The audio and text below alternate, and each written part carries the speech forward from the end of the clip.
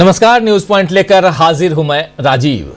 दोस्तों, महाराष्ट्र और झारखंड चुनाव में किसकी बनेगी सरकार, इस सवाल का जवाब आज सामने आ गया है। आप लोग सुबह से देख रहे हैं, दोनों जगह सत्ता में कोई बदलाव नहीं हुआ है और न ही चुनाव के तरीकों और जीतने के लिए हथियाए जा रहे हथकंडों में कोई बदलाव आया है।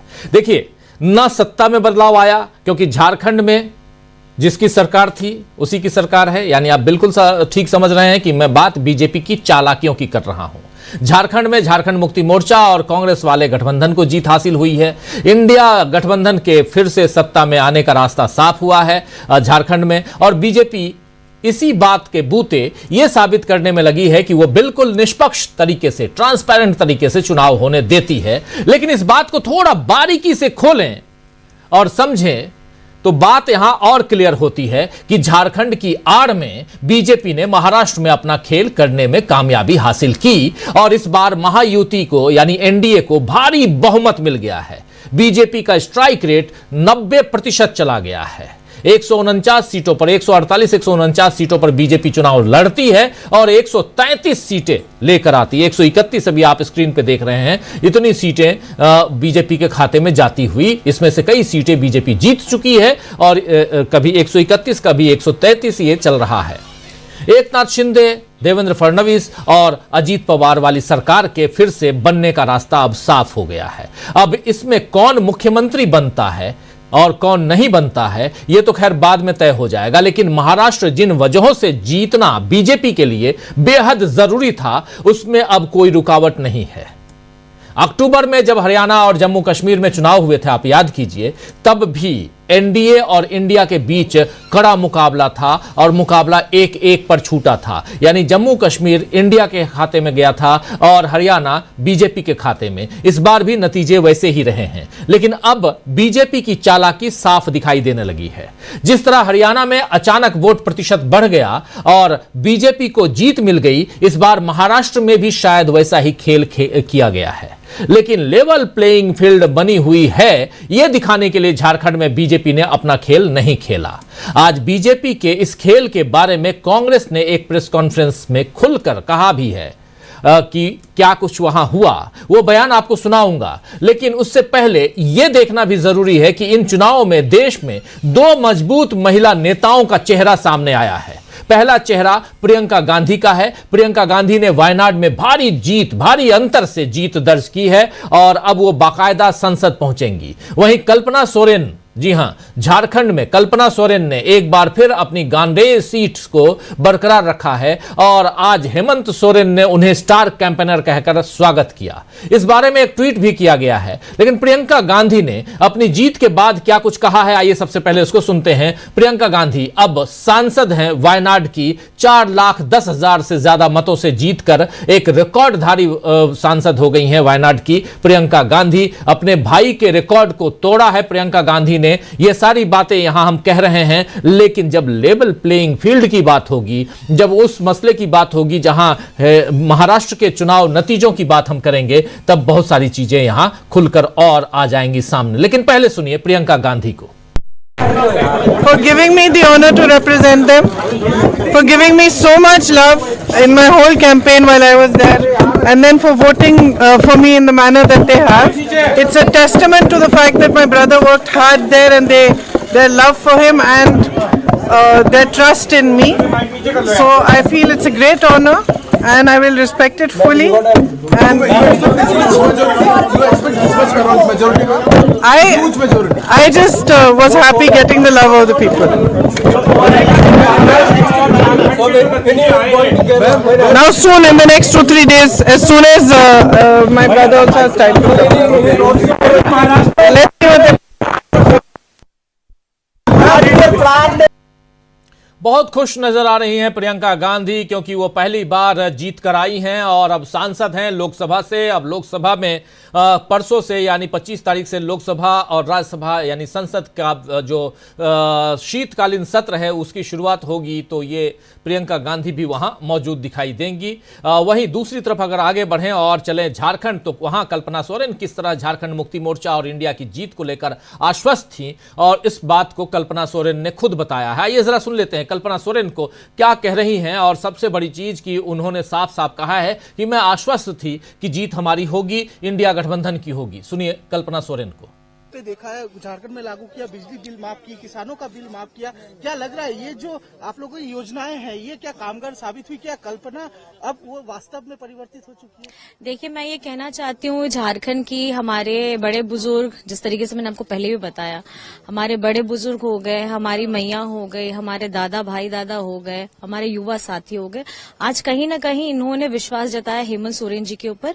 तो ये सरकार अबुआ सरकार है, ये सरकार झारखंड के लोगों की सरकार है। तो मैं बस ये समझती हूँ कि उन्होंने अटूट विश्वास हेमंत जी के ऊपर में जताया। जो आंकड़े आज दिखे गए हैं, जो सीट आप लोगों को मिला, क्या उम्मीद था कि इतने बहुमत से आप लोग सरकार? तो मैं तो मेरे पास सवाल आता तो मैं यही बोलती थी ना, बहुमत से बहुत ज्यादा।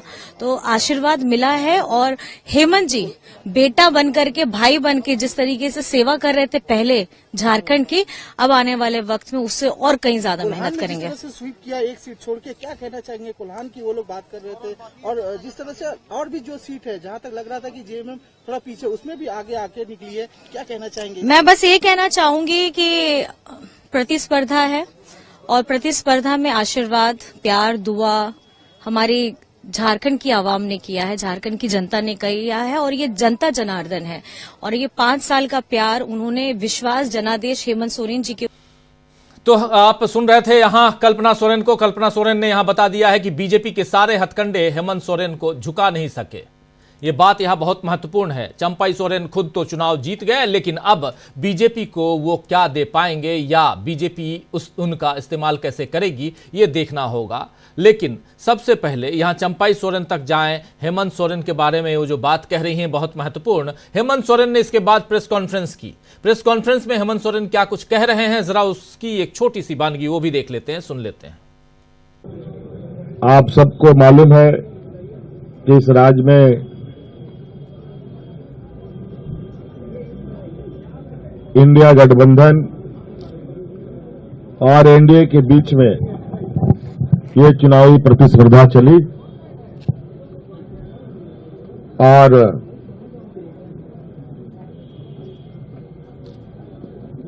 इंडिया गठबंधन का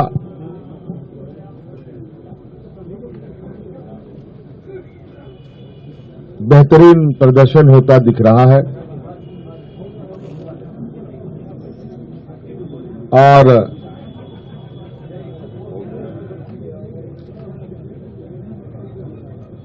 राज्य की मतदाता को,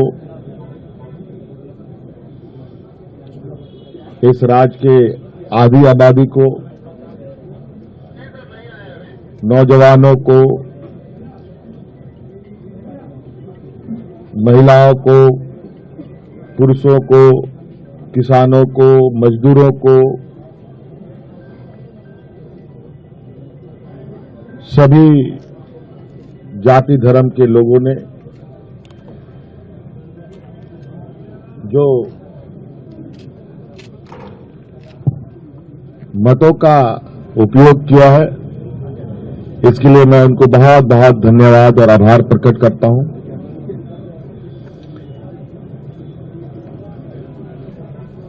और लोकतंत्र का इस महापर्व को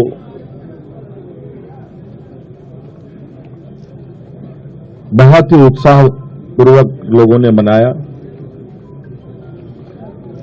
विशेषकर हमारे राज्य की आधी आबादी, महिला समूह, जिन्होंने बढ़ चढ़ करके हिस्सा लिया,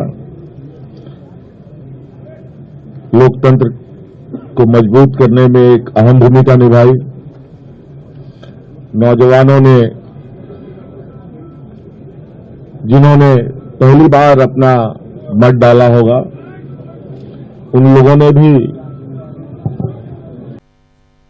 तो आप सुन रहे थे यहां हेमंत सोरेन को साफ साफ अपनी बात रखते हुए, और सबका यहां, चाहे नौजवान हो, चाहे किसान हो, चाहे महिला हो, सबकी बात यहां रखते हुए, सबकी बात यहां सबको धन्यवाद ज्ञापित करते हुए और इंडिया गठबंधन की जीत की बात यहां कह रहे थे। और हेमंत सोरेन, एक बहुत बड़ी जीत हेमंत सोरेन को, झारखंड मुक्ति मोर्चा को, इंडिया गठबंधन को, कांग्रेस पार्टी और आरजेडी और सीपीआई एमएल सबको यहां झारखंड में एक बहुत बड़ी जीत मिली है। बहुत बड़ी जीत ये कह सकते हैं, क्योंकि 57 सीटें 57 सीट्स पर यहां इंडिया गठबंधन और एनडीए जहां घुसपैठिए और नफरत की बातें की जा रही थी वो और बीजेपी खासकर वो यहां पस्त होते हुए परास्त होते हुए दिखाई दी। लेकिन दूसरी तरफ जब यहां बीजेपी और लेवल प्लेइंग फील्ड की बात हो रही है तो एक तरफ झारखंड में कांग्रेस पार्टी को और इंडिया गठबंधन को, झारखंड मुक्ति मोर्चा को जीत मिलती है, लेकिन महाराष्ट्र में जीत नहीं मिलती। एक तरफ जहां इंडिया गठबंधन को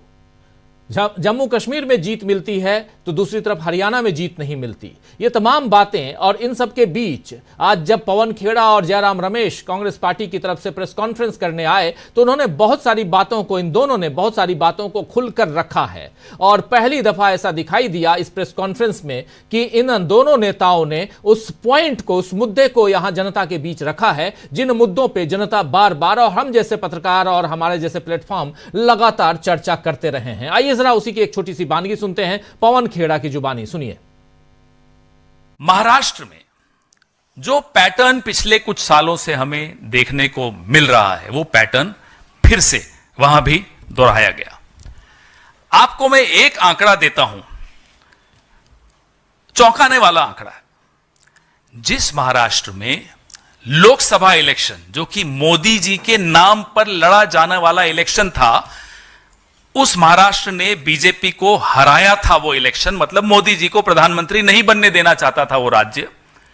वही राज्य उसी बीजेपी को 4 महीने 5 महीने के भीतर 148 सीटों में से 132 सीटें दे देता है।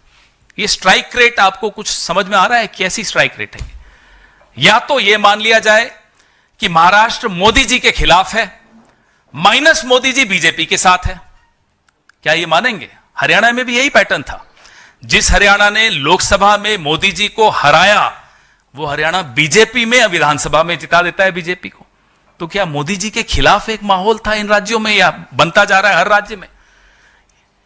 यह बात आपको कहीं टीवी पे चर्चाओं में नहीं सुनाई देगी, लेकिन एक कॉमन सेंस की बात है कि 4 महीने पहले मोदी जी के नाम वाला इलेक्शन बीजेपी हारती है, 4 महीने बाद मोदी जी का इलेक्शन नहीं है, राज्य सरकार का इलेक्शन है, बीजेपी की स्ट्राइक रेट 148 में से 132।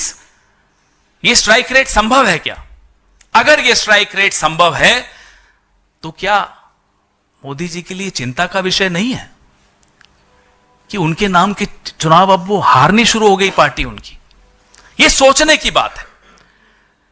खैर, यह उनके लिए है चिंता का विषय। हमारी चिंता का विषय है लोकतंत्र, हमारी चिंता का विषय है चुनावी पारदर्शिता, हमारी चिंता का विषय है कि क्या इतने साल इस तरह से पिछले दरवाजे से सरकार बनाई, सरकार बनाने के बाद एंटी इनकम्बेंसी का रिवर्स हो सकता है क्या बीजेपी के लिए? 148 में से 132 सीटें ले जा सकती है क्या बीजेपी? तो लोकसभा में क्या हो गया था? हमने लगातार शिकायतें करी बीजेपी की एक महिला नेत्री के घर से चुनाव आयोग की वेबसाइट में घुसकर नाम काटे जाने की शिकायत जयराम रमेश जी ने की थी, महाअघाड़ी के सारे नेताओं ने की थी। जवाब नहीं मिला चुनाव आयोग से। इस तरह से क्या हमारा चुनाव, आप लोग कह सकते हैं और कह भी रहे हैं, सोशल मीडिया पर भी कह रहे हैं, मीडिया पर भी कह रहे हैं, अरे साहब झारखंड जीत गए तब तो नहीं बोलते कि चुनावी प्रक्रिया में गड़बड़ है। साहब, झारखंड, जम्मू कश्मीर बाई इलेक्शंस, जो असेंबलीज जिनके मैंने नाम लिए, उनको जिताकर वहां लेवल प्लेइंग फील्ड देकर हमें जीतने दिया जाए, ये इस उम्मीद के साथ कि उसके बाद हमारा मुंह महाराष्ट्र में बंद हो जाएगा। माफ कीजिएगा, मुंह बंद नहीं होगा। जहां भारतीय जनता पार्टी को भारी लाभ लेना होता है वो सारे दांव पेच वहीं खेले जाते हैं, बाकी जगह लेवल प्लेइंग फील्ड चलने दी जाए। जहां लेवल प्लेइंग फील्ड होती है वहां के नतीजे आपके सामने हैं। तो सुन रहे थे आप पवन खेड़ा बिल्कुल साफ साफ खुले शब्दों में यहां अपनी बात रख रहे थे, लेवल प्लेइंग फील्ड की बात कर रहे थे। और आप अगर ये सोचेंगे कि झारखंड जिता कर और महाराष्ट्र पे हम चुप्पी साध लें तो ये संभव नहीं है। ऐसे ही उधर जम्मू कश्मीर में भी हुआ था और उसके बाद हरियाणा हम हार गए। ये कहानी दोस्तों अगर देखा जाए तो लंबी है। आप याद कीजिए, हिमाचल प्रदेश और गुजरात दोनों के इलेक्शन एक साथ हुए थे। हिमाचल प्रदेश कांग्रेस जीतती है, गुजरात बीजेपी जीतती है। ऐसे और भी कई राज्यों की बातें धीरे धीरे आप देखेंगे। और आज यहां पर जब आप देख रहे हैं तो दो राज्य, ये दो राज्यों की कहानी, इसके पीछे की कुछ रणनीति जरूर रही होगी। इन सब का पर्दाफाश करेंगे आज इस कार्यक्रम में। बहुत इंपॉर्टेंट है लेवल प्लेइंग फील्ड। क्या विपक्ष को लेवल प्लेइंग फील्ड मिल रहा है? क्या विपक्ष को यह सोचकर सिर्फ चुप हो जाना चाहिए कि उसे झारखंड मिल गया और महाराष्ट्र में 90% से ज्यादा का स्ट्राइक रेट बीजेपी के पास है, यानी 149 में से 132-33 सीटें उसके पास हैं, तो और उसके अलावा बाकी शिवसेना शिंदे गुट और अजित पवार एनसीपी गुट ने बांट लिया, तो क्या इससे खुश हो जाना चाहिए या यहां दुखी होकर चुप हो जाना चाहिए, बैठ जाना चाहिए? शायद बिल्कुल नहीं। यानी बीजेपी ने महाराष्ट्र में सारी मशीनरी और तिकड़म का इस्तेमाल करके चुनाव जीता है, लेकिन इसे माइक्रो मैनेजमेंट का नाम दिया जाता है। यह बात आज भी कांग्रेस ने कही है। क्या बीजेपी की चालाकियों की पोल खुलने के बाद महाराष्ट्र में सत्ता बरकरार रखना उसके लिए संभव होगा, या अभी महाराष्ट्र में और गोटियां चली जाना बाकी हैं? बहुत सारे सवाल हैं। इन सवालों का जवाब आज इस चर्चा में हम खोजेंगे, ढूंढेंगे। और सबसे बड़ी बात कि बीजेपी ने कैसे खेल करना चालू किया है। 2024 के लोकसभा चुनाव को आप याद कीजिए, जहां बीजेपी 240 सीटों पर सिमट कर रह जाती है और उसके बाद नरेंद्र मोदी का हौसला पस्त होता है, डाउन दिखाई देते हैं। लेकिन ये 4 राज्यों में से 2 राज्य अपनी झोली में, और मजेदार तथ्य यहां पर देखिए, हरियाणा उनके पास ऑलरेडी था, पहले से था। महाराष्ट्र पहले से उनके पास था।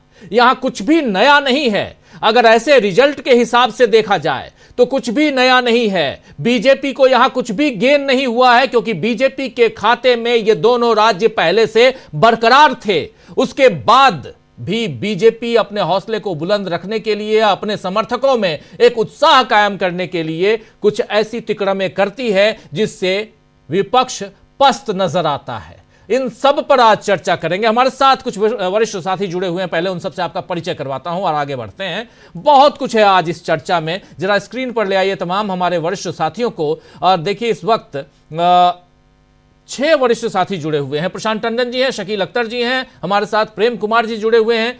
उधर मुंबई से 2 साथी जुड़े हुए हैं, इकबाल ममदानी जी हैं और साथ में धनंजय कुमार जी हैं, और इधर अमलेंदु उपाध्याय जी हैं। आप सबका स्वागत है, इस्तकबाल है। स्वागत इस्तकबाल आप तमाम दोस्त साथी शुभचिंतक आप सबका भी, जो जुड़ चुके हैं या जो जुड़ने वाले हैं, आप सबका भी स्वागत करता हूं, इस्तकबाल करता हूं।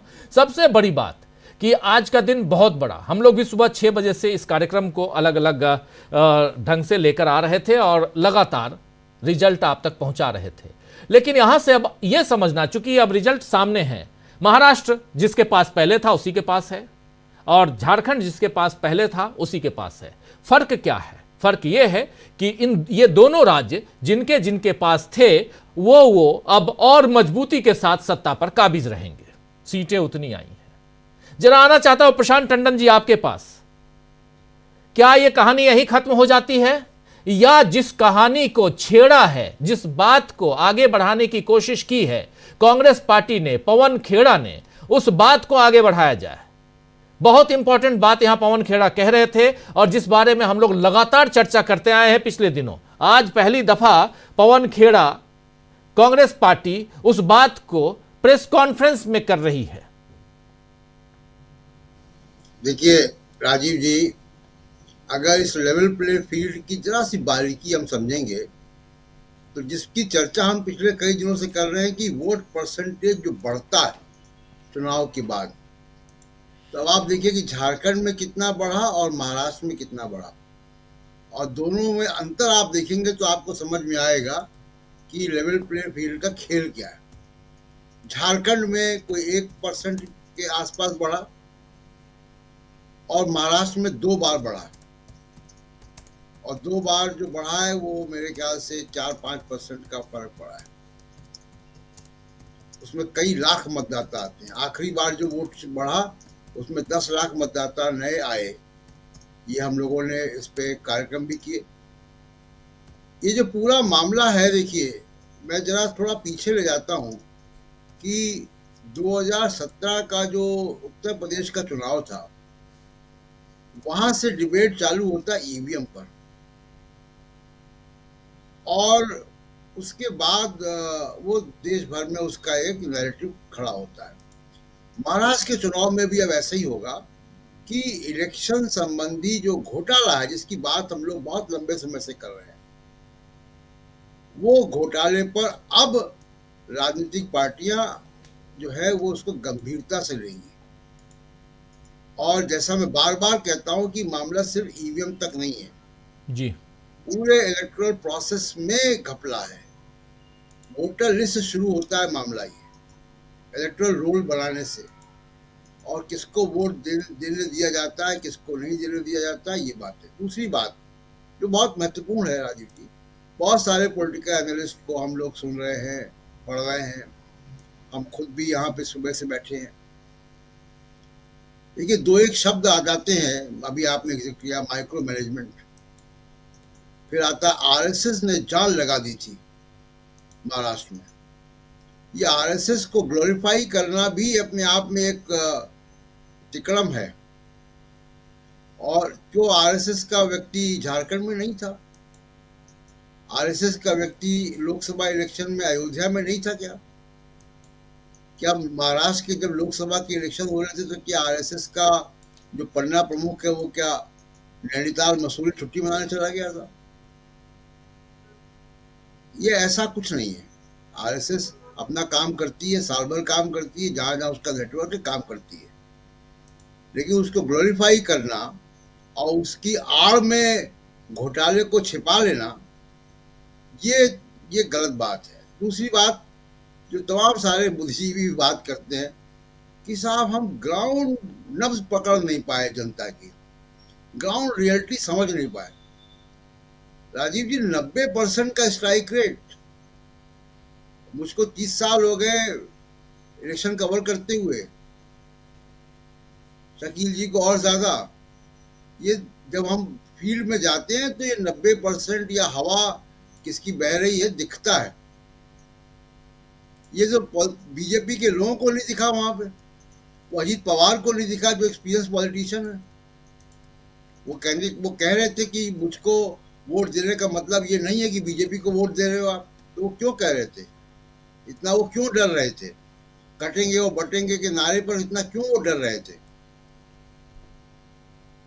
तो कोई भी ऐसा मतलब हम दे तो महाराष्ट्र के कई इलाकों में गए, और केवल हम नहीं गए, हमने तमाम लोगों से बात की है वहां पे, ऐसे पत्रकारों से बात की है जो पूरा राज्य घूम चुके थे।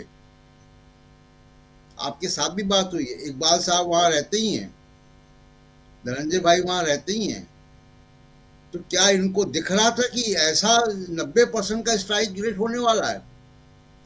90% का स्ट्राइक रेट होने वाला होता तो ये बताते हमको भी दिखता जी। 90% का स्ट्राइक रेट राजीव जी आपको हवाई अड्डे से लेकर बसों में, चाय की दुकान में, सब जगह दिखाई देगा, खेत में, खलिहान में। तो क्या हम माने कि विदर्भ में किसानों ने वोट नहीं दिया एमएसपी के मुद्दे पर, जो जिसपे हमसे बात किया? क्या तमाम सारे जो मुद्दे थे उसका कोई असर नहीं हुआ? ऐसा नहीं है। ये कुछ और है जिसकी की जांच करनी चाहिए, जिसकी तफ्तीश करनी चाहिए, पहली बात। दूसरी बात कि अब कांग्रेस पार्टी को, विपक्ष के नेताओं को वापस जरा अपनी स्ट्रेटजीज को रिवर्क करना चाहिए कि इलेक्टोरल रिफॉर्म्स और इलेक्टोरल ट्रांसपेरेंसी पर, चुनाव धांधली पर आप जनता के बीच में जैसे आप अडानी के मामले में जा रहे हैं, ऐसे ही आपको जाना पड़ेगा, इसको लगातार उठाना पड़ेगा और जनता के बीच में जाना पड़ेगा। तो एक तो बात ये, दूसरी बात की जनता के बीच में भी क्या ये चीजें काम कर रही हैं, क्या उनका वैल्यू सिस्टम बदल रहा है? अगर जनता का, मतदाता का वैल्यू सिस्टम बदल रहा है तो राजीव जी दिखाई देगा, और उसके भी स्टडीज होनी चाहिए, सर्वे होने चाहिए। मैंने हरियाणा के बाद भी कहा था, वो बात हुई नहीं, और हम लोग भी व्यस्त हो जाते हैं, दूसरा चुनाव आता है तो, कि हरियाणा में आवश्यकता है फैक्ट फाइंडिंग की। जी। वोट फॉर डेमोक्रेसी ने एक फैक्ट फाइंडिंग की है, लेकिन वो फैक्ट फाइंडिंग ग्राउंड पे जाके नहीं की है, वो फैक्ट फाइंडिंग डेटा के हिसाब से की, वो भी बहुत अच्छी है। तमाम तस्वीर वो साफ करती है कि एक्सरे दिखाती है वहाँ का, लेकिन ग्राउंड पे जाकर फैक्ट फाइंडिंग करनी चाहिए। और महाराष्ट्र में भी ग्राउंड पे जाके फैक्ट फाइंडिंग करनी चाहिए, सैंपल सर्वे करना चाहिए कि वोटर डिलीशन कैसे हो रहा है, इलेक्टोरल प्रोसेस क्या खामियां हैं उसमें, क्या चीज हो रही है। एक दूसरी बात जो बहुत इंपॉर्टेंट है, इसको कह के अपनी बात इस वक्त मैं खत्म करूंगा। हम लोगों ने जो पॉडकास्ट किया राजीव जी, और उसमें राजीव कुमार जी के बारे में चर्चा की है जी, उसमें एक बहुत इंपॉर्टेंट एस्पेक्ट पे हम लोगों ने चर्चा की है। उस एस्पेक्ट पे भी अब ध्यान लोगों का जाना चाहिए। वो चर्चा क्या थी? Money trail. देखिए, जब चुनाव होता है तो इलेक्शन कमीशन के पास सारी मशीनरी आ जाती है।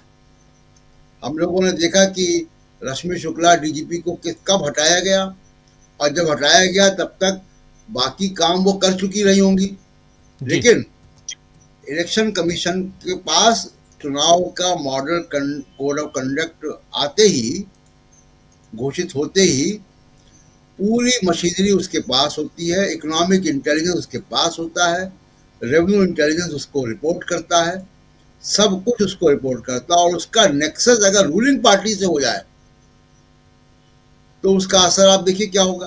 तो मनी ट्रेल एक इम्पॉर्टेंट एस्पेक्ट है जो हम लोग ईवीएम पे चर्चा करते हैं, इलेक्टोरल रोल पे चर्चा करते हैं, तमाम चीज़ों पे चर्चा करते हैं। मनी ट्रेल पे चर्चा कम होती है। ये मनी ट्रेल का ही मुद्दा था जब मीडिया रिपोर्ट्स के मुताबिक अरुण गोयल जो चुनाव आयुक्त थे, उन्होंने कलकत्ता के बाद इस्तीफा दिया था, और वहां से राजीव कुमार एक most powerful chief election commissioner बनते हैं। टीएन सेशन से भी ज्यादा पावरफुल इलेक्शन कमिश्नर बनते हैं वो। बिल्कुल मनी ट्रेल को भी जांच करनी चाहिए। बिल्कुल आप सही जी, बिल्कुल आप सही कह रहे हैं। बहुत कुछ है जो क्या करना चाहिए, यहां पर क्या कुछ हुआ है इस पर भी चर्चा हम कर रहे हैं, और क्या कुछ करना चाहिए इस पर भी चर्चा कर रहे हैं। चर्चा चुनाव आयोग की भी हम कर रहे हैं, चर्चा राजीव कुमार की भी कर रहे हैं। हमारे तमाम साथी जुड़े हुए हैं, प्रोफेसर रविकांत जी भी जुड़ गए हमारे साथ, और प्रेम कुमार जी जुड़े हुए हैं, और इकबाल जी जुड़े हुए हैं, और धनंजय जी जुड़े हुए हैं। जरा धनंजय जी के नाम को ठीक कर लीजिएगा, और शकील जी भी जुड़े हुए हैं। यहाँ बहुत ही महत्वपूर्ण है कि चुनाव में 2 राज्यों के चुनाव अभी हुए, उसमें दोनों राज्यों में जीत उन्हीं की हुई जो वहां काबिज है ऑलरेडी। इधर महाराष्ट्र में भी और झारखंड में भी, लेकिन उधर हरियाणा और जम्मू कश्मीर का हाल भी आपने देखा था। हरियाणा की बात आज हो रही थी सुबह से, हम लोग भी कई बार चर्चा कर रहे थे। हमारे साथी शकील अख्तर जी शेर व शायरी के ज़रिए हरियाणा का जिक्र कर रहे थे, और लेकिन अब कहा जाए कि जो जिक्र कर रहे थे, कह रहे थे कि जिक्र होता है जब क़यामत का तो हरियाणा की बात होती है। याद है शकील जी, आपने सुबह सुबह यह शेर सुनाया था कि जिक्र होता है जब क़यामत का तो हरियाणा की बात होती है। आज फिर हरियाणा की बात हो रही है, लेकिन हरियाणा की बात हो रही है तो उसके साथ में एक राज्य और जुड़ गया है, वो राज्य है महाराष्ट्र। लेकिन आना चाहता हूं कांग्रेस पार्टी की प्रेस कॉन्फ्रेंस पे। शकील जी, आपने बहुत नजदीक से उसको देखा, समझा, सुना, जरा आपसे समझना चाहता हूं कांग्रेस पार्टी यहां से कितनी मजबूत दिखाई देती है, क्योंकि अब यहां दूसरी लड़ाई है जिसमें कांग्रेस पार्टी साफ साफ कह रही है कि लेवल प्लेइंग फील्ड एक जगह बनाया जाता है, दिया जाता है, एक जगह नहीं दिया जाता है। क्या माना जाए इसको?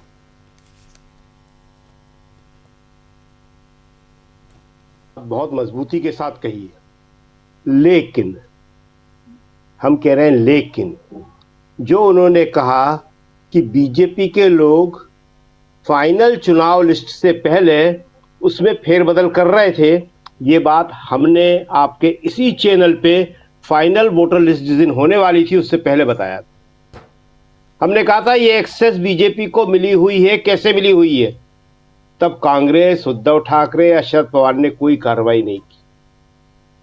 बहुत बड़ी बात हमने यहां पे बताई थी, वो सबसे पहले यही बताई थी हमने कि ये एक्सेस है और ये इसके बाद वोटर लिस्ट फाइनल होने वाली है, वो किसी के पास नहीं होती है।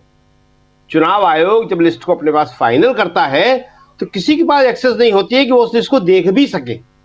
लेकिन बीजेपी के लोग उसमें रद्दोबदल कर रहे थे। बहुत गंभीर बात है ये, और इसको अब कांग्रेस ने अगर उठाया है, अब कांग्रेस अगर इसको कह रही है तो उसको शुरू से लेके अंत तक सारा मामला देखना पड़ेगा। वोटर लिस्ट तैयार होने से लेके और रिजल्ट घोषित होने तक और सर्टिफिकेट मिलने तक, विनिंग सर्टिफिकेट। अभी भी मध्य प्रदेश में जहां पे रामनिवास रावत हारे विजयपुर में, वहां विनिंग सर्टिफिकेट नहीं दिया जा रहा था। 8,000 के मार्जिन से हारे थे रामनिवास रावत कांग्रेस से। वो कांग्रेस के ही नेता थे, दल बदल के बीजेपी में गए थे, बीजेपी ने उनको मंत्री बनाया। जीतू पटवारी ने कहा मैं धरने पे बैठ जाऊंगा, मैं सारे कार्यकर्ताओं को लेके वहां पहुंच जाऊंगा। तब और उन्होंने मुख्यमंत्री से कहा कि मुख्यमंत्री जी आप सुन लीजिए मोहन यादव जी, तब जाके हारे कांग्रेस के कैंडिडेट को विनिंग सर्टिफिकेट दिया गया। तो ये कहानी बहुत लंबी है, और कांग्रेस ने भी ये कहा है, पवन खेड़ा ने अच्छा कहा, हमें अच्छा लगा। तो ये समझना पड़ेगा, उन्हें ये बात मालूम है, आज से नहीं मालूम, बहुत पहले से मालूम है। और हमने पहले भी बताया कि 2018 में कांग्रेस ने अपने महाधिवेशन में दिल्ली के अंदर इंदिरा गांधी ओपन स्टेडियम में इस ईवीएम के खिलाफ प्रस्ताव पारित किया था। चुनाव प्रणाली के खिलाफ, वर्तमान चुनाव प्रणाली के खिलाफ अविश्वास प्रस्ताव पारित किया था और कहा था कि इसमें बहुत गड़बड़ियां हैं, धांधली है। तो 2018 से 24 हो गए, अभी तक कार्रवाई करना चाहिए थी। उम्मीद है कि अब वो ये कार्रवाई करेंगे और इसे गंभीरता से लेंगे। इस क्षेत्र में काम करने वाले बहुत सारे लोग हैं, उनके साथ कांग्रेस को तालमेल बिठाना पड़ेगा, खुद अपने लोग लगाना पड़ेंगे। दूसरे जो प्रशांत जी ने कहा, फैक्ट फाइंडिंग। हरियाणा की हार के बाद कांग्रेस ने बाकायदा अनाउंस किया था ऑफिशियली कि हम एक फैक्ट फाइंडिंग टीम बना रहे हैं। अभी तक तो आया नहीं उसका कोई। भाई फैक्ट फाइंडिंग टीम है तो हार के कारण पे कांग्रेस को तो मालूम होना चाहिए। अभी कांग्रेस के नेताओं से हमने यहां बैठने से पहले पूछा कि आई क्या कोई रिपोर्ट, कह रहे नहीं। 2014 से लेके अभी तक 3 लोकसभा चुनाव आप हार चुके हैं।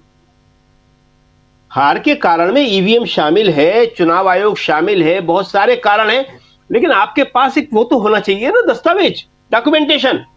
तो अभी पवन खेड़ा ने कहा, अच्छी बात कही कि हमको ये लगा है, और जो लेवल प्लेइंग फील्ड का उन्होंने एक अच्छा विश्लेषण किया कि एक जगह उसको रहने दी जाती है, झारखंड में रहने दी गई, और एक जगह महाराष्ट्र में रहने नहीं दी गई। अच्छा उदाहरण, सही बात है ये। हरियाणा में रहने नहीं दी गई, जम्मू कश्मीर में रहने दी गई। तो लेकिन अब इसके मामले में काम करना पड़ेगा। दूसरी बात, 20 साल पुरानी, अभी प्रियंका गांधी को देख के हमें याद आ गई। 20 साल पहले 2004 में प्रियंका ने राहुल को अमेठी से चुनाव जितवाया था पहला, और 20 साल बाद आज वो अपना पहला चुनाव जीती। बहुत धैर्य है उनमें बड़ा। वो राहुल गांधी को लेके गई थी अमेठी, हम थे उस टाइम पे साथ में, और उन्होंने राहुल गांधी का परिचय कराया था अमेठी के लोगों से कि है तो ये मेरा बड़ा भाई, लेकिन मैं आपका परिचय करा रही हूं अब आपके हवाले। आज प्रियंका गांधी की जीत बहुत ही महत्वपूर्ण है, क्योंकि वो लंबे समय बाद चुनावी राजनीति में आई हैं, डेब्यू किया, और उनकी जीत एक स्वाभाविक जीत थी, होनी ही थी, वो हुई। और कांग्रेस के लिए बहुत अच्छी बात है, क्योंकि परसों से ही कांग्रेस का जो है, संसद का सत्र शुरू हो रहा है, विंटर सेशन शुरू हो रहा है, तो उसमें प्रियंका गांधी होंगी, और प्रियंका गांधी का होना ही अपने आप में बड़ा महत्वपूर्ण होगा, वो पार्टिसिपेट भी करेंगी। दूसरी बात आपने कल्पना सोरेन की कही, महिला शक्ति की कही, वो बहुत इंपॉर्टेंट है। कल्पना सोरेन ने जिस तरह से मोर्चा संभाला था वो बहुत ही अद्भुत चीज थी, और आज जब उनकी आप बाइट सुन रहे थे, उन्होंने सारा श्रेय हेमंत सोरेन को, मुख्यमंत्री को, अपने नेता को दिया। ये और भी अच्छी बात है। तो कल्पना सोरेन, प्रियंका गांधी और ऐसे बहुत सारे लोग हैं जो वाकई ग्राउंड पे काम करते हैं, फील्ड में काम करते हैं, और उसका नतीजा सामने आता है। देखिए अब क्या है कि ये हार गई कांग्रेस, हरियाणा भी हारी थी, तो बहुत सारे आरोप उसके ऊपर लगाए जा रहे हैं। लगना चाहिए, हमें कोई उसकी वो नहीं है, लेकिन कुछ बातों को लोगों को ध्यान में भी रखना चाहिए। जी जी जी, हाँ बोलिए जी। बस मैं बोलिए। ये मैं इस चर्चा को मैं उस दिशा में ले जाना ही नहीं चाहता। सिंपल सी बात है, सीधी बात है, और हम तमाम आप साथियों से मेरी गुजारिश है, मैं समझ रहा हूं कि आप उसी मैं जो कहना चाह रहा हूं उसी दिशा में अभी आप भी जा रहे हैं कहने के लिए, लेकिन फिर भी मेरी गुजारिश ये है कि अगर 2 राज्यों के चुनाव, उसमें से एक राज्य बीजेपी हारती है और एक राज्य जीतती है, और जो राज्य जीती है बम्पर जीत, आप देखिए ट्रेंड देखिए, हरियाणा की जीत के ट्रेंड को देखिए, आप महाराष्ट्र के जीत के ट्रेंड को देखिए, आपको समझ में आ जाएगा कि यहां कुछ ना कुछ खेल हो रहा है। हम जरा उस चीज को, उस पर जरा बारीकी से चर्चा करें। बहुत महत्वपूर्ण है कि आप पीछे के चुनावों को देखिए और बीजेपी की जीत को देखिए, जहां तीसरी बार, जहां एंटी इनकम्बेंसी फैक्टर बहुत ज्यादा है, वहां बम्पर जीत कर बीजेपी कैसे आती है। एक बात और यहां पर रखना चाहता हूं कि 20 तारीख को माफी चाहूंगा, झारखंड के चुनाव खत्म होते हैं और 20 तारीख को ही महाराष्ट्र के चुनाव खत्म होते हैं। शकील जी, महाराष्ट्र के चुनाव जब 5 बजे जो वोटर टर्नआउट की लिस्ट आती है 5 बजे शाम की, तो महाराष्ट्र में 58 कुछ प्रतिशत की पोलिंग होती है, 58% की पोलिंग 5 बजे, और 7 बजे वो फिगर आता है। 7 बजे के बाद जब आखिरी फिगर आता है उसी दिन 20 तारीख को, ये फिगर 65% का आता है, 65%, यानी 58 और 65 मतलब 7% की उसी दिन बढ़ोतरी हो जाती है महाराष्ट्र में। लेकिन आप झारखंड आइए, 5 बजे के फिगर और 7 बजे के फिगर और फाइनल फिगर उसी दिन का, उसमें मात्र 1% की बढ़ोतरी होती है।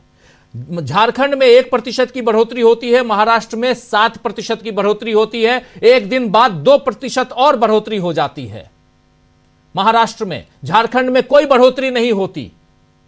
इन चीजों के बारे में बात तो करेंगे ना, और जब इन चीजों को लेकर आएंगे शकील जी, तो फिर कहानी दूसरी दिखाई देती है। इसलिए इस चर्चा को मैं चाहता हूं आपके जरिए भी और आप तमाम साथियों के जरिए इस चर्चा को वहां लेके चलें जो मेन पॉइंट, जो जड़ है, जहां से यह खेल हो रहा है, उसको समझा जाए। शकील जी।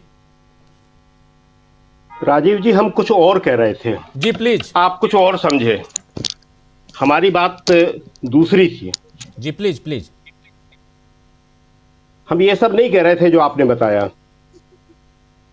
हम ये कह रहे थे कि बहुत सारी चीजें होती हैं, बहुत सारे आरोप लगते हैं, लेकिन जो सबसे खराब आरोप लगता है, जिसका कोई मतलब नहीं होता, जो कोशिश होती है, वो होती है किल द मैसेंजर। अब क्या है कि आज सुबह से हम देख रहे हैं बहुत सारे लोग उन प्लेटफॉर्म पे, उन मीडिया संस्थान पे, उन पत्रकारों पे आरोप लगा रहे हैं कि आप तो ये कहते थे और देखिए ये हुआ। तो हम वो बात कह रहे हैं कि कहने वाले की गलती नहीं है, मैसेंजर की गलती नहीं है, पत्रवाहक की गलती नहीं है। वो तो पत्र ला रहा है, हम जो देख रहे हैं वो आपको बता रहे हैं। वो कितना हो पाया, कितना नहीं हो पाया, वो एक अलग चीज है, उस पर आइए, उस पर बहस करिए, उसकी बात करिए। लेकिन हम देख रहे हैं कि खास तौर से YouTube के ऊपर लोग बहुत बुरी तरह टूट के पड़े हुए हैं सुबह से। कई लोगों के हमने देखे, हमें हंसी आई, आश्चर्य हुआ कि भाई जो आदमी जो देख रहा है, जो कह रहा है, वो समझने की कोशिश करिए आप। किसी को क्या मतलब है, न कांग्रेस से, न बीजेपी से, न मोदी जी से, न राहुल से। तो अगर आप पत्रवाहक को मार डालेंगे, आप मैसेंजर को मार डालेंगे, तो आप अपना ही सबसे बड़ा नुकसान करने जा रहे हैं।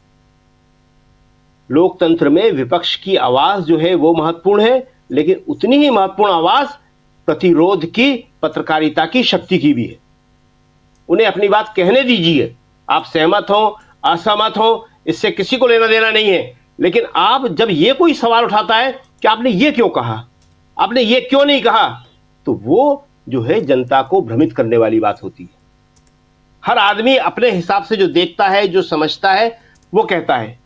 अभी जो प्रशांत जी बता रहे थे, बड़ी इंपॉर्टेंट बात है कि अगर 90% स्ट्राइक रेट है तो वो सबको दिखेगा, उसकी गूंज दूर दूर तक जाएगी, लेकिन वो कहीं दिखी नहीं। अगर इतना बड़ा बहुमत बीजेपी को मिलने वाला था, 90% उसकी सीटें जीतने वाली थी, और यही तो पवन खेड़ा ने कहा कि इतनी सीटें, 131 132 सीटें जीत गए, शायद 140 सीटें लड़े थे। तो ये बात बहुत महत्वपूर्ण है, इस पे सवाल तो उठेंगे और सवाल हर चीज पे उठेंगे। क्यों? क्योंकि जो लोग देख रहे हैं लोग वही कहेंगे। लोग कल्पनाओं के सहारे बात नहीं करते हैं, जैसा कि मोदी जी ने कहा कि भैंस छीन के ले जाएंगे। कल्पनाएं ये होती हैं जी, बहकाना भरमाना ये होता है, मंगलसूत्र छीन लेंगे, बेटी छीन लेंगे। लेकिन जो यथार्थ की बात है, अगर कोई कहता है कि बेरोजगारी है तो ये यथार्थ है। अभी हमने एक वीडियो डाला था पिथौरागढ़ का, यहां भी शायद देखा होगा सब लोगों ने। उसमें हजारों नौजवान ऐसी सर्दी में, उत्तराखंड में है पिथौरागढ़ पहाड़ के ऊपर, सेना में भर्ती के लिए पड़े हुए हैं, खुले में पड़े हुए हैं। 2 करोड़ रोजगार हर साल का वादा किया था और वो काहे के लिए पड़े हुए हैं? अग्निवीर के लिए, 4 साल के कॉन्ट्रैक्ट की नौकरी के लिए। और आर्मी वाले उन्हें अनुशासित करने के लिए, आर्मी को हम कुछ नहीं कह रहे, उन्हें डंडे भी मार रहे हैं। अनुशासित क्या करना है? ठीक से बैठ जाओ। हजारों लोग कहां बैठेंगे? मैदान में तो समा जाते हैं। आपने वहां पे इतनी बड़ी भर्ती क्यों रखी? किसी को कोई मतलब नहीं है, कोई जवाबदेह नहीं है। 2 बार डाले हमने, 2 वीडियो डाले हमने, कोई जवाबदेह नहीं है क्यों रखी। तो ये बेरोजगारी का आलम है। अगर इस पे आप बात करते हो तो ये यथार्थ है। लेकिन आप जब ये बात करते हो कि बेटी छीन ले जाएंगे, तो ये कल्पना है, ये भरमाना है, ये गलत बात है। और उसका नुकसान बीजेपी को झारखंड में हुआ। झारखंड के लोगों ने इसका जवाब दिया। जी राजीव जी। जी आता हूं, दोबारा आता हूं शकील जी आपके पास। थोड़ा आगे चलते, 2 साथी हमारे जुड़े हुए हैं महाराष्ट्र से, मुंबई से। धनंजय जी जुड़े हुए हैं, इकबाल जी जुड़े हुए हैं। धनंजय जी के पास पहले आता हूं।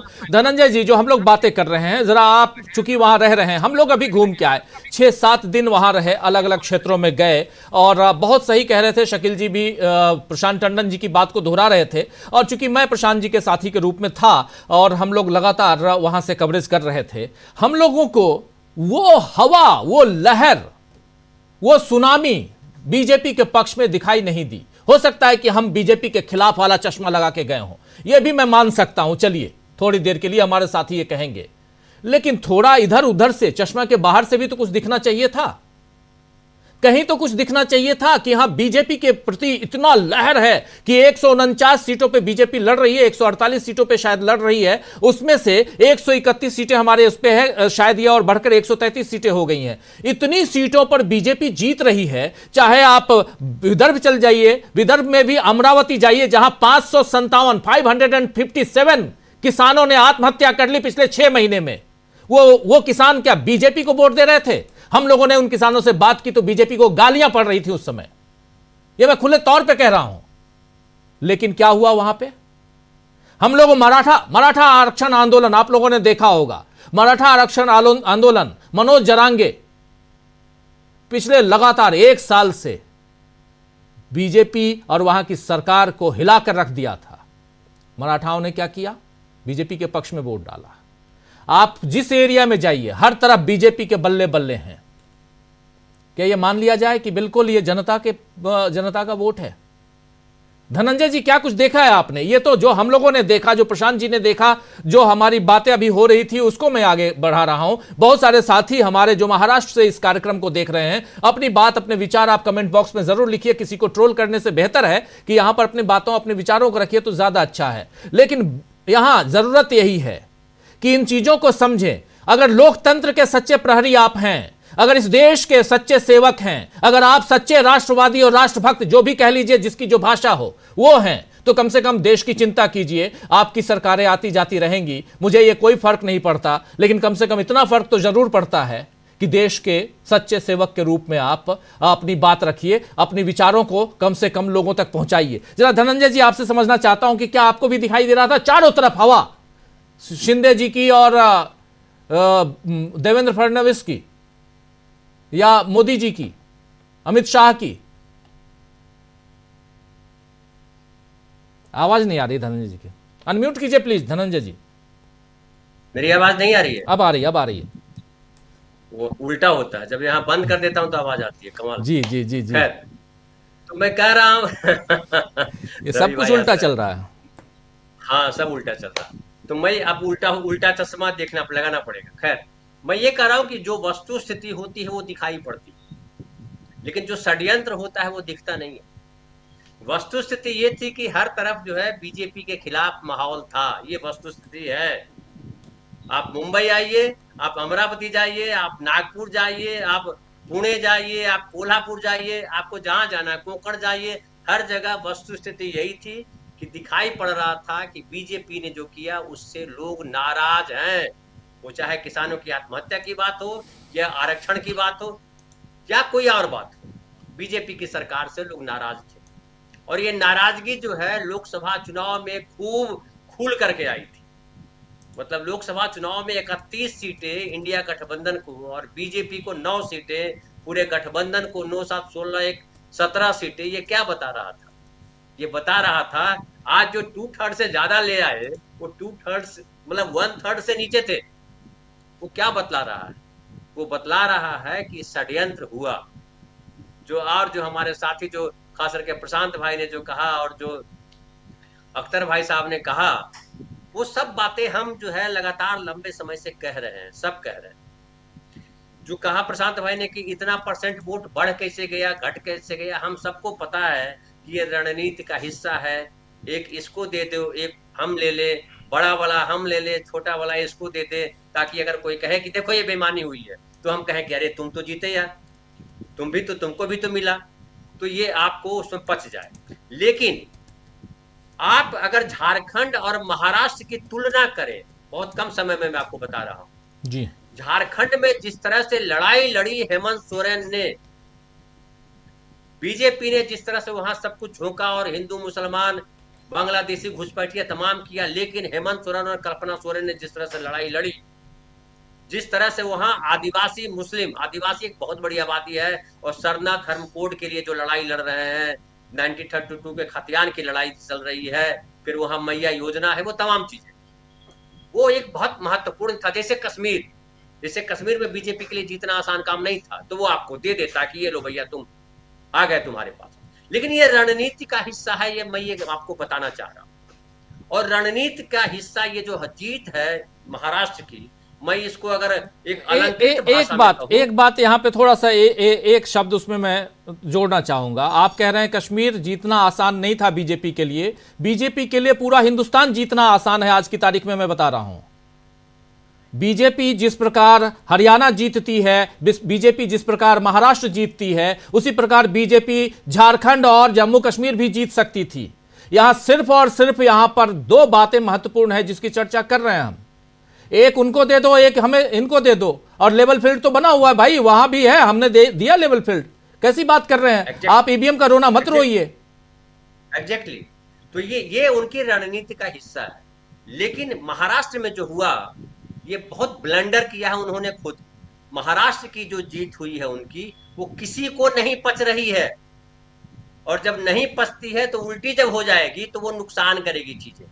और आज इतना जो बाबेला मचा हुआ हम सब लगातार कर रहे हैं, वो इसीलिए कर रहे हैं कि इतनी सीटें आ जाएगी कोई सोच नहीं सकता। गुजरात आप याद कीजिए, गुजरात में भी एक बहाना था कि अरे वो कांग्रेस पार्टी का गठबंधन नहीं हुआ उससे आम आदमी पार्टी के साथ, तो फलाना हो गया, तो कांग्रेस पार्टी कमजोर है, तमाम चीजें आप लगा दीजिए।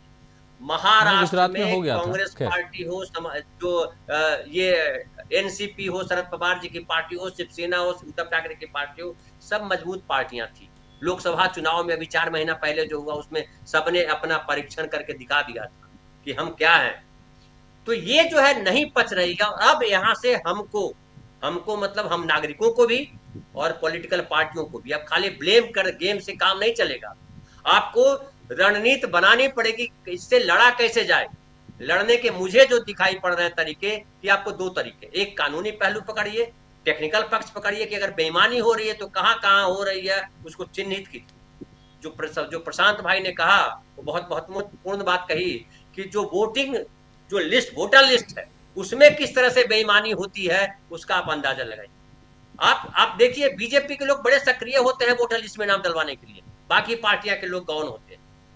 फिर जो वोटर लिस्ट से जब शुरू होता है, वो चला आता है चुनाव आयोग, ईवीएम मशीन, रात में वहां मशीन जा रही थी, सुबह ये हो रहा था, फिर पैसे दिए जा रहे हैं, वहां उसके नेता पकड़े जा रहे हैं, वहां हिंदू मुसलमान किया जा रहा है, उसको मिलाया जा रहा है, उसको भड़काया जा रहा है, पूरा मीडिया लगाया हुआ है। इतनी ताकतवर ऑर्गेनाइजेशन को लगा दिया है, पूरे हर साम दाम दंड भेद और भी कुछ हो सकता है, जितना षड्यंत्र, वो सब लगा दिया है। अब इससे लड़ने का तरीका क्या है, इससे बचने का तरीका क्या है, अब कैसे बचेंगे?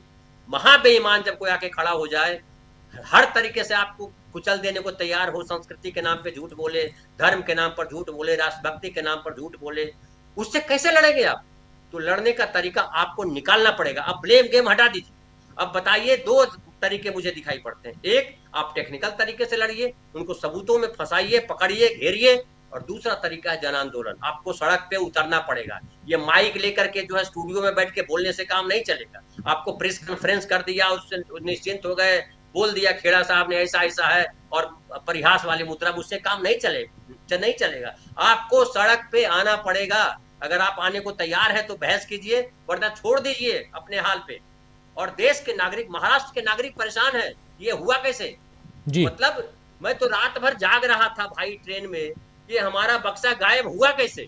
सवाल ये खड़ा हो रहा है कि हम तो पहरेदारी कर रहे थे कि चोर आता है ट्रेन में चोर आता है, इसलिए हम जाग रहे थे, फिर भी मेरा बक्सा गायब हो गया। कौन ले गया? आया कौन कौन था? तो टीटी आया था, फिर रेलवे के कर्मचारी आए थे, वही सब पुलिस वाले भी आए थे। तो अब ये देखना जरूरी है कि जो आए थे वही तो चोर नहीं थे जी। तो ये मुझे लगता है अब ज्यादा बहस की गुंजाइश नहीं है। आपको एकदम ठोस रणनीति अपनानी पड़ेगी। और बिल्कुल। इस बीच जो झारखंड, एक लाइन और, इस बीच जो झारखंड में जो जीत हुई है उसको भी सेलिब्रेट करने की जरूरत है। और जो कल्पना सोरेन है, हेमंत सोरेन है, उसको हीरो मानने की जरूरत है। उसको आप प्लेइंग लेवल फील्ड में ये उसको दे दिया, ये हमने ले लिया करके अगर करेंगे तो हेमंत सोरेन को कमजोर कर रहे हैं।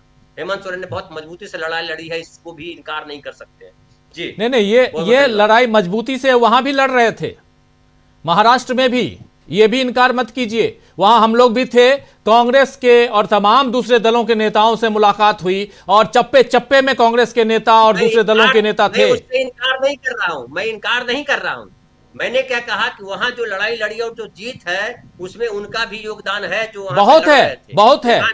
बहुत है, लेकिन और यहाँ तो हम हारे हैं, वो षड्यंत्र है पूरा का पूरा। हाँ, समझना बिल्कुल, जरूरी है, बिल्कुल, लड़ना जरूरी। बिल्कुल इस बात को खारिज नहीं किया जा सकता कि वहां कल्पना सोरेन, हेमंत सोरेन या कांग्रेस पार्टी और वाम दल आरजेडी, लालू प्रसाद यादव खुद इस उम्र में बीमारियों के बाद भी, आप जानते हैं कि बीमार रहते हैं वो, उसके बाद भी जाकर अगर सभा को संबोधित कर रहे थे तो मेहनत थी वो उस मेहनत को आप सलाम करेंगे। और इतनी मेहनत इधर भी करते हुए दिखाई दिए, कांग्रेस के नेता भी ग्राउंड लेवल पे मेहनत करते हुए नजर आए, तमाम नेता। लेकिन उसके बाद अगर हार नसीब होती है तो उसके कई सारे कारण हैं, उसकी समीक्षा हम कर रहे हैं। इकबाल जी भी हमारे साथ जुड़े हुए हैं, दोनों साथी। जरा महाराष्ट्र की बात हम कर रहे थे, धनंजय जी ने अपनी बात रखी, इकबाल जी फिर आते हैं, प्रेम कुमार जी भी हमारे साथ हैं, प्रोफेसर रविकांत जी और अमलेंदु उपाध्याय जी हैं, सबके पास आता हूं। इकबाल जी, क्या आपको भी लग रहा था कि वहां बिल्कुल लहर है, बीजेपी 133 सीटें 131 सीटें लेके आ जाएगी, लग रहा था आपको? बात तक बीजेपी कार्यालय को भी नहीं लग रहा था कि वो इतनी सीट लेके आ सकते, ना ही एनसीपी अजीत पवार गुट को, ना एकनाथ शिंदे को। वो ये मान रहे थे किसी तरीके से कि जुगाड़ बैठ करके इतना हम ले आएंगे ताकि कुछ लोगों को लेकर के हम सत्ता में वापस आ जाएंगे। जब जिस तरीके से इलेक्शन कमीशन के रिजल्ट आना शुरू हुए, उसके बाद जब लगा कि शायद हम सरकार बना सकते हैं और बहुत बड़े लेवल पे बना सकते हैं, जब बीजेपी के लोग जो है जागे और भगदड़ शुरू हुई और लोगों को डेकोरेटर्स वगैरह को बुलाया गया और काम शुरू किया। देखिए, एक जलेबी बनना और ये सारी चीजें एक नॉर्मल होती है, लेकिन जीत को लेकर के खुद बीजेपी के बड़े लीडर्स को भी आश्वासन नहीं था कि इस तरह की चीजें थी।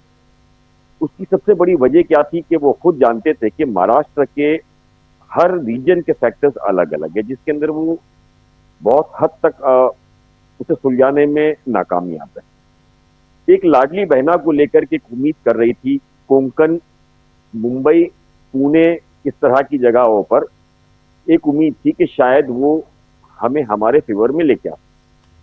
नागपुर के अंदर अगर हम बात करें खुद देवेंद्र फडणवीस के क्षेत्र की, तो हमने सबने सुना भी है, देखा भी है कि वहां उनके लिए भी एक कांटे की लड़ाई थी। दूसरा, आपको पिछले दिनों पता होगा जहां विनोद तावड़े को पैसे देते हुए पकड़े गए थे, मुंबई के नालासोपारा इलाका में, जहां ये माना जा रहा था कि राजन नाइक जो वहां बीजेपी के कैंडिडेट है और उनके हितेंद्र ठाकुर के जो लड़के हैं, क्षितिज ठाकुर, जो वसई से लड़ते हैं, वहां भी जो कैंडिडेट है स्नेहा दुबे, ये दोनों कमजोर कैंडिडेट माने जाते हैं। और मैं पर्सनली आपको बताऊं कि मुंबई के अंदर खास करके विरार वसई मतलब वो जो टुकड़ा है वहां ठाकुर परिवार की बहुत बड़ा दबदबा है, एक तरीके से माफिया भी आप समझ सकते हैं वहां के। हितेंद्र ठाकुर के जो भाई है, जिसे भाई ठाकुर के नाम पे जाना जाता है, वो माफियाओं के नाम पे जाने जाते हैं और काफी बड़े कब्जे रखते हैं। वहां ये दोनों ही सीट्स वो हार गए हैं, जो ऐसे कैंडिडेट थे जिसका संभव नहीं था जीतना। इसी तरह महाराष्ट्र के कई ऐसे बड़े मैं आपको अलग अलग क्षेत्र बताऊं जहां उम्मीद थी ही नहीं कि ये कभी हार सकते हैं, वो सारी ही सीटें चेंज हुई। इससे करने वाली मैं बात बताता हूँ राजीव जी। गुरुवार के दिन शाम मेरे एक मित्र है जो बीजेपी से रिलेटेड है और जनसंघ से भी उनका नाता है। गुरुवार शाम हम ऐसे ही बैठे थे, तब चर्चा होने लगी, तो मैंने सोचा कि शायद उनसे पूछूं कि कितनी सीट की आप उम्मीद करते हैं। तब उन्होंने मुझे बताया कि हमारी और हमारे अलायंस की तकरीबन 200 से ज्यादा सीट्स आ रही है। तो मेरे लिए वाकई में वो शॉकिंग न्यूज थी। मैं बोला सर कैसे हो सकता है वो कि 200 से ज्यादा सीट? उसने कहा देखना आप, 200 से ज्यादा सीट हमारी अपनी सीट जो है वो 125 के ऊपर होगी, हमारे अलायंस की जो है वो इतना होगी। मुझे वाकई में ऐसा लगा कि ये मजाक कर रहे हैं। तो उन्होंने कहा कि जिस दिन रिजल्ट आएगा आप उस दिन बात करना। तो मैंने उनसे कहा कि अगर सर रिजल्ट आया जो आप बता रहे हो 200 पार, तो मैं आपको खुद आकर के सैल्यूट करूंगा यहाँ आकर के कि आपकी जो गणित है वो बहुत पावरफुल है। देखिए 1990 से अगर मैं बात करूं तो पहली बार ऐसा हुआ है कि किसी पार्टी ने अपने बल पर 100 से ज्यादा सीट हासिल की है। 1990 के बाद गठबंधन की बात करें तो 200 पार पहली बार ऐसा हुआ है कि 200 पार गठबंधन गया है। ये आसान खुद बीजेपी और उनके लीडर्स के लिए भी नहीं था, ये उनके लिए भी एक चमत्कार लग रहा है। और जहां पर भी अगर कोई ये बात करता है कि नहीं मशीन्स में या पैसों में या कोई चीजें नहीं हुई है, तो जमीनी हकीकत के नाते मुझे थोड़ा सा ये यकीन नहीं हो रहा है, क्योंकि महाराष्ट्र के जब अलग अलग क्षेत्र में हम आप घूमे तो कहीं पर भी इस तरह के माहौल नहीं। लाडली बहना, क्या हम ये मान ले कि विदर्भ में जो किसान कपास और सोयाबीन के लिए तरस रहा है पैसों के लिए, जिसकी लागत जो लगती है उससे कम पैसा आ रहा है, वो 1500 रुपए में खुश होगा? पॉसिबल नहीं है। अगर शहरों के अंदर एक आदमी, चाहे महिला भी, अगर दिन में मजदूरी भी करती है तो वो 700 से 800 रुपया कमा लेती है, यानी कि 1500 की जो है वो 2 दिन की उसकी कमाई होती है। तो ये इतनी बड़े लेवल पे सक्सेस होना मुझे कुछ हद तक समझ नहीं आ रहा है। हालांकि अचानक 5 बजे तक जो वोटिंग था वो 58% था और उसके बाद एकाएक 7% की बढ़ोतरी, जबकि आप यकीन करिए कि यहाँ सभी जगह पर महाराष्ट्र में जहां जहां हमारी बात हो रही थी वहां पर सारे ही पोलिंग स्टेशन पे लोगों का ये कहना था, और उस दिन की आप सभी जगह की वीडियोस उठा के देखिए कि पोलिंग स्टेशन लगभग खाली पड़े हुए। तो ये 7% अचानक कहां से लोग जागे, इतनी भीड़ कहां से हो गई, किस तरह ये 7% के लोगों को पोलिंग स्टेशन ने मैनेज किया और 1-1.5 घंटे में किस तरह मैनेज किया, ये बहुत बड़े सवालिया निशान है। और अब मैं आता हूं कि इस पूरे मामले के अंदर चाहे महाविकास आघाड़ी हो, उनका अलायंस हो, चाहे कांग्रेस हो, शरद पवार हो, हमेशा इन सारी चीजों की चर्चा करती है कि मशीनों के अंदर ये प्रॉब्लम है, ये है। लेकिन मुझे आज तक एक राहुल गांधी मुझे दिखता है कि अभी थोड़ा थोड़ा बात करने लगे, लेकिन ठोस रिश्ते इन सारी चीजों को लेकर के अब तक उन्होंने भी कोई कदम नहीं उठाया है जिसको लेकर के इलेक्शन कमिश्नर से मिले हो। देखिए आपको ये पता था कि ये सारी चीजें हैं, लेकिन क्या महाराष्ट्र इलेक्शन से पहले आप इन सारी चीजों को लेकर के कोई बड़े लेवल से कोई मुहिम चलाई हो जिसका असर इलेक्शन कमिश्नर पे पड़ा हो या आम जनता के अंदर उसका मैसेज गया हो? तो आपको पता लगेगा नहीं। जब भी चुनाव या उसकी बातें आती है, जहां हारने की बात आती है, वो ये पूरी तरीके से मानते हैं कि पैसा चला है, वोटिंग मशीन के अंदर गड़बड़ी है। जब आप सारी ही चीजें जानते हैं तो आपने इन सारी चीजों को प्रिपरेशन क्यों नहीं किया? भाई देश के अंदर सबसे ज्यादा सत्ता में आप रहे, सत्ता में सबसे ज्यादा रहने के बाद भी अगर आप आज भी लाचार है, आपका कहना है कि सिस्टम सारा उनका है, तो सिस्टम में आपके भी तो लोग डाले हुए थे, क्या वहां पर आपके लिए कुछ नहीं है? लेकिन मुझे ऐसा लगता है कि इनके पास 1-2 राज्य कांग्रेस के पास आ जाता है, उसमें वो खुश हो जाते हैं। उसके बाद कुछ दिनों के बाद उनके लीडर्स जो है सिर्फ टीवी पे बैठ के बात करते हैं और भूल जाते हैं। जैसे धनंजय जी ने भी अभी कहा इस पूरे मामले के अंदर कि आपको बाहर निकलना पड़ेगा, बाहर निकल करके सामना करना पड़ेगा। तो किसी भी जगह पर आपका अपना हक लेने के लिए आपको सड़कों पे आना पड़ेगा, आपको लड़ना पड़ेगा, भले ही प्रशांत जी हो, शकील जी हो, सारे यही चीजों को बात कर रहे हैं। तो इससे इनकार बिल्कुल भी नहीं है इस पूरे मामले के अंदर कि गोलमाल कुछ ना कुछ है, चाहे वो किसी भी लेवल का हो। उसको बाहर लाने के लिए बिल्कुल पत्रकार को भी और पार्टी के जो बड़ी लीडरशिप है उनको भी मेहनत करनी पड़ेगी और एक एक करके सारी पर्स खोलनी पड़ेगी। राजीव, बिल्कुल आप सही कह रहे हैं, यही तो करने और यही यहां पर आप तमाम बुद्धिजीवियों के बीच बैठकर हम यही कर रहे हैं। आखिर आज से ये समझने की हम कोशिश कर रहे हैं। हम लोगों ने बिल्कुल ये ठान लिया है कि कम से कम ये तो समझें भाई, एक सवाल सामने आता है कि 2 + 2 = व्हाट, कितना, तो 4 होगा कि 5 होगा ये तो जानना होगा ना। ये यहां पर 2 + 2 = वहां 6 कैसे हो जा रहा है, ये हमको समझ में नहीं आ रहा है। अभी तक तो 4 पढ़ा था, यहां 6 हो जा रहा है। राजीव जी देखिए, आप इसको देखिए कि लोकसभा में जहां बीजेपी का परसेंटेज तकरीबन 28-30% होता है, वो अब 85 से 90% बढ़ जाता है। बिल्कुल। एनसीपी अजीत दादा पवार की बात करें 3% या उससे कुछ अधिक था, वो 74-75% पहुंच जाता है। तो इतना बड़ा बदलाव, मेजर बदलाव किस तरह पॉसिबल है? क्या लोग अपने मुद्दे भूल गए, लोग अपनी तकलीफें भूल गए? क्या ये नारे को बिल्कुल गले लगा लिया कि एक है तो सेफ है, मतलब देश के अंदर कोई खतरा नहीं है, अब सारी सीट आ गई तो सारे सुरक्षित हो गए, सारे क्या किसानों के जो मामले है वो खत्म हो जाएंगे? क्या जितनी लाडली बहना है, जितने सालों से वो 5 महीने पहले तक लाडली नहीं थी, अब वो लाडली हो गई है, उनके खर्चे और स्कूल के और सारे पूरे होना शुरू हो जाएंगे 4 दिन के अंदर? पॉसिबल नहीं है। मुझे राजीव जी कहीं से भी ये संभावना नहीं लगती है कि 30% से 85 और 90% का जंप ये आसान नहीं है। ये इस लोकशाही के अंदर तो कम से कम जो हालात इस वक्त है, इसमें तो पॉसिबल कहीं भी नजर नहीं आ रही है। अब देखिए 2014 जाकि मोदी लहर थी, उस वक्त भी महाराष्ट्र में इतना परसेंटेज वोटिंग बीजेपी के फेवर में नहीं था। आप देखिए 2000 मैं आपको बताऊं, यही तो बात 2014 में 122 सीटें आई थी। 2019 में जब मोदी आते थे सीट खाली नहीं रहती थी, तब उनके पास 105 आई थी जी। आज मोदी को जब मना कर दिया गया, 9 बड़ी जो सभाएं हैं कैंसिल करने के लिए बोल दी गई थी, अमित शाह को बाकायदा नागपुर से मणिपुर का बहाना करके भेज दिया गया और ये बता दिया गया था कि आपके आने से यहाँ मामला खराब होता है, खराब होगा। बिल्कुल। उस हालात के अंदर आपके पास 133 सीटें आ रही है। तो मुझे बताइए ना कि ऐसा कौन सा जादू है? यानी कि आप ये बता रहे हैं कि देवेंद्र फडणवीस इतने बड़े अब लीडर हो गए हैं कि वो मोदी को बदल सकते हैं?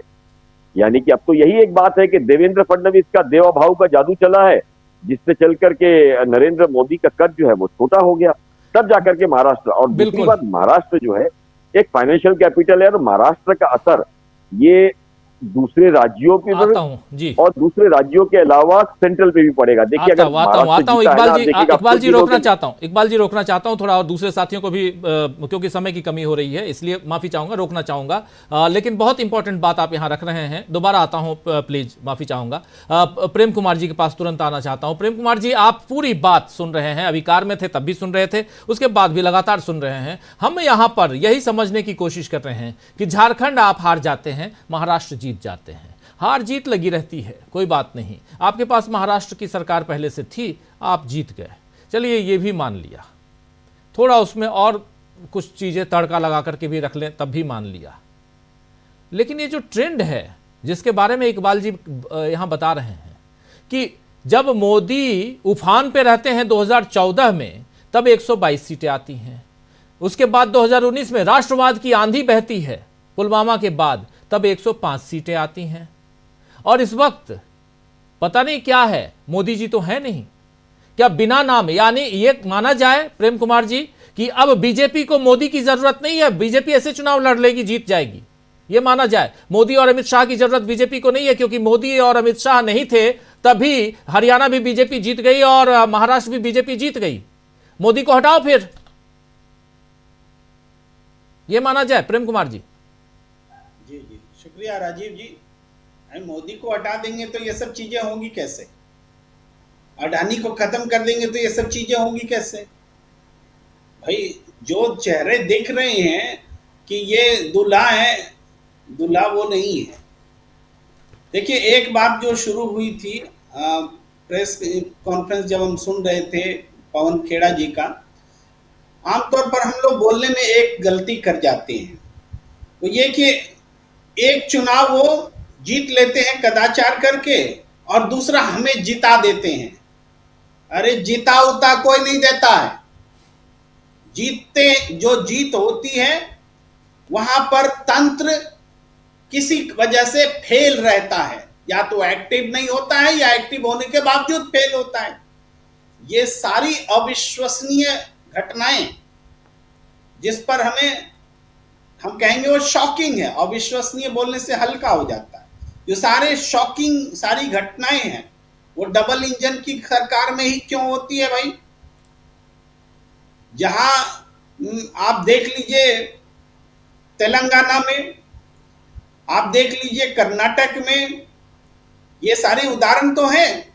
हिमाचल प्रदेश अपवाद हो सकता है, लेकिन राजस्थान भी अपवाद हो सकता है, कई जगहों पे है। लेकिन डबल इंजन सरकारों में बड़ी बड़ी घटनाएं घटी हैं और इनको नोट करना पड़ेगा।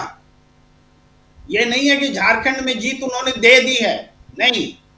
हेमंत ने तंत्र को फेल भी किया है। हेमंत ने जनता के बीच में जादू भी चलाया है, कल्पना सोरेन ने भी चलाया है, और एक स्वाभाविक परिणाम आया है जो आमतौर पर चुनाव में कई बार आते हैं। झारखंड में सरकार का रिपीट होना एक आश्चर्यजनक और सुखद परिणाम महागठबंधन के, इंडिया गठबंधन के लिए है। लेकिन यह सुखद घटना क्या बीजेपी के लिए है? क्योंकि इस सुखद अनुभूति को तो वो लोग महसूस भी नहीं कर रहे थे कि हम 230-35 लाएंगे। देश की कोई भी जांच एजेंसी नहीं, एग्जिट पोल एजेंसी या पोल एजेंसी, किसी ने भी कहा था कि 230 और उसके आसपास सीटें आएंगी। किसी ने प्रेडिक्ट नहीं किया, महाराष्ट्र में रहने वाले लोगों ने नहीं किया। तो इन सब का मतलब क्या है जो हम बोल रहे हैं? मतलब ये घटना अविश्वसनीय है। तो अविश्वसनीय और शॉकिंग क्यों है? इसको अगर हम अपने नजरिए से बहुत संक्षेप में ही बोलेंगे, उद्धव ठाकरे तो इसको ऐसे भी बोल सकते हैं, थोड़ा व्यंग्य में भी बोल सकते हैं। गलती तो उद्धव ठाकरे ने की, गलती तो राहुल गांधी ने की कि इन्होंने कहा कि हमारी सरकार बनेगी तो 1 लाख करोड़ का सौदा जो है हम रद्द कर देंगे। कौन बोला था ये बोलने के लिए? उन्होंने कहा तो जिसका 1 लाख करोड़ का सौदा रद्द होगा वो 20,000 करोड़ क्या झोंक नहीं सकता अपने सौदा को बचाने के लिए? जी। तो जो नोट पाए जा रहे थे जगह जगह, हर कंस्टिट्यूएंसी उसमें 2-3 जगह आए, कैमरे के सामने रोशनी में आए। लेकिन ये कांड तो हर जगह हुआ, सबकी आंखों के सामने हुआ। छिपा कहां है? बिल्कुल हिडन नहीं है। हर तरह से कमियां दिखाई गई हैं। वोटर ये जो सूची में, मतदाता सूची में होता है नाम, वहां से लेकर के आपको वोट मैनेज करना, पैसों से दूसरों को खरीदना, दूसरों को जोड़ना, ये सारी चीजें तो हुई। लेकिन इसके बावजूद भी ये आंकड़े नहीं आ सकते। तो कुछ हिडन बात है जो हम नहीं पकड़ पा रहे हैं जी। और जब हम हिडन बात कहते हैं तो बात ईवीएम तक जाने लगती है, और जब हम ईवीएम कहते हैं तो फिर होता है कि भाई आप हार जहां जाते हैं वहां ईवीएम बोलते हैं, जहां जीत जाते हैं वहां ईवीएम नहीं बोलते हैं। ये एक बात है, इसको कैसे खत्म किया जाएगा?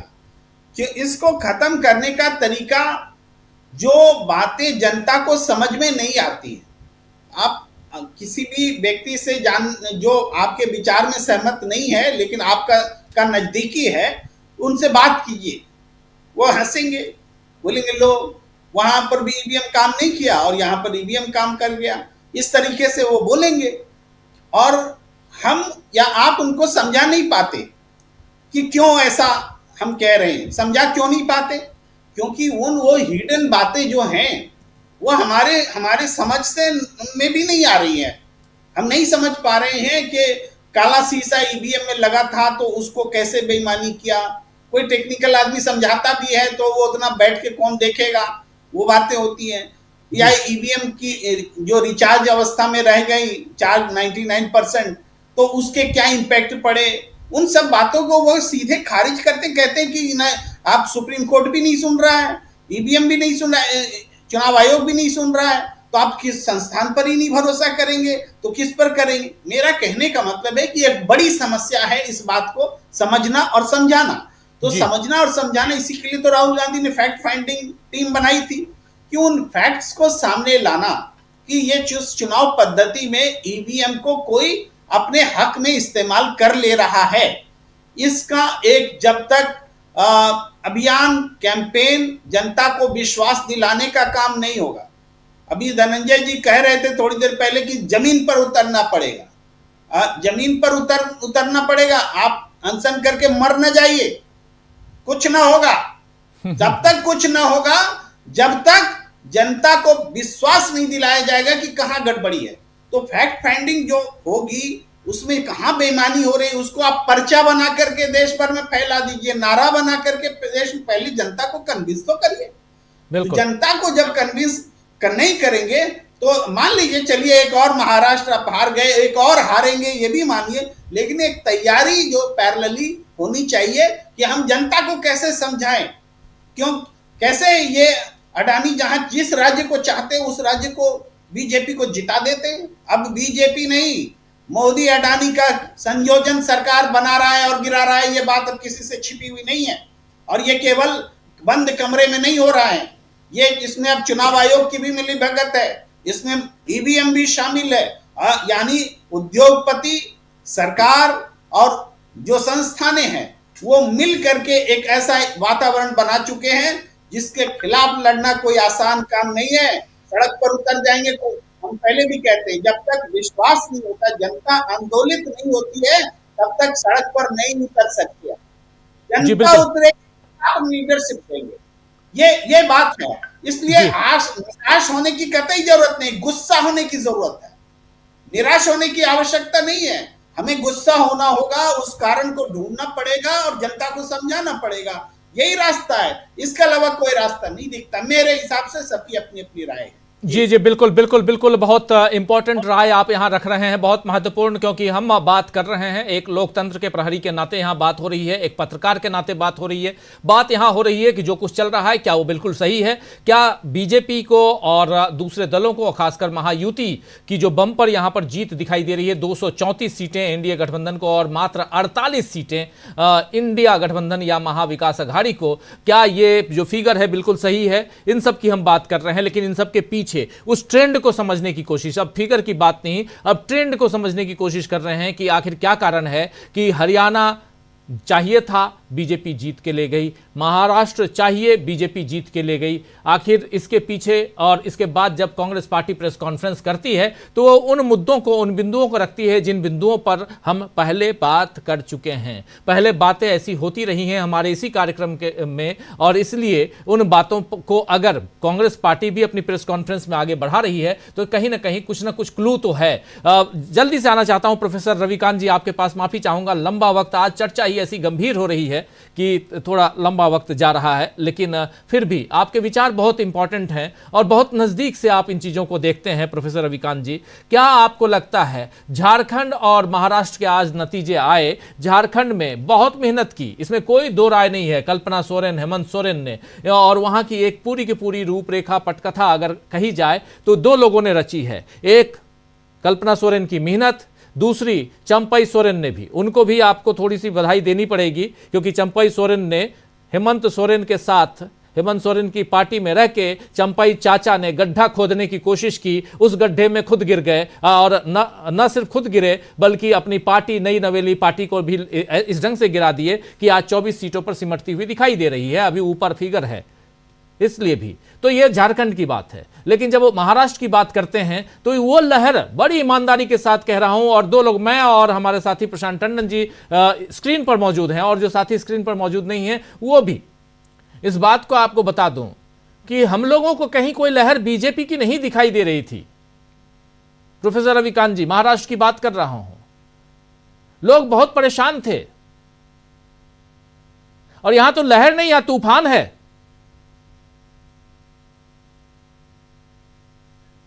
अनम्यूट कर लीजिए प्लीज, प्लीज अनम्यूट कीजिए। राजीव जी, ये लहर कहाँ है, ये तो सुनामी है, और सुनामी भी आप लोगों को नहीं दिख रही थी जी, किसी को नहीं दिख रही थी। ये कैसे अभी चश्मा बनवाया हूं रविकांत जी, अभी चश्मा बनवाया हूं, आंख का बिल्कुल सब कुछ चेक करवा के गया था।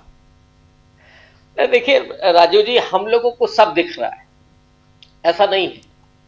अगर चुनाव आयोग को ये लगता है कि इस देश के लोग अंधे हैं तो वो उसकी अपनी गलतफहमी है।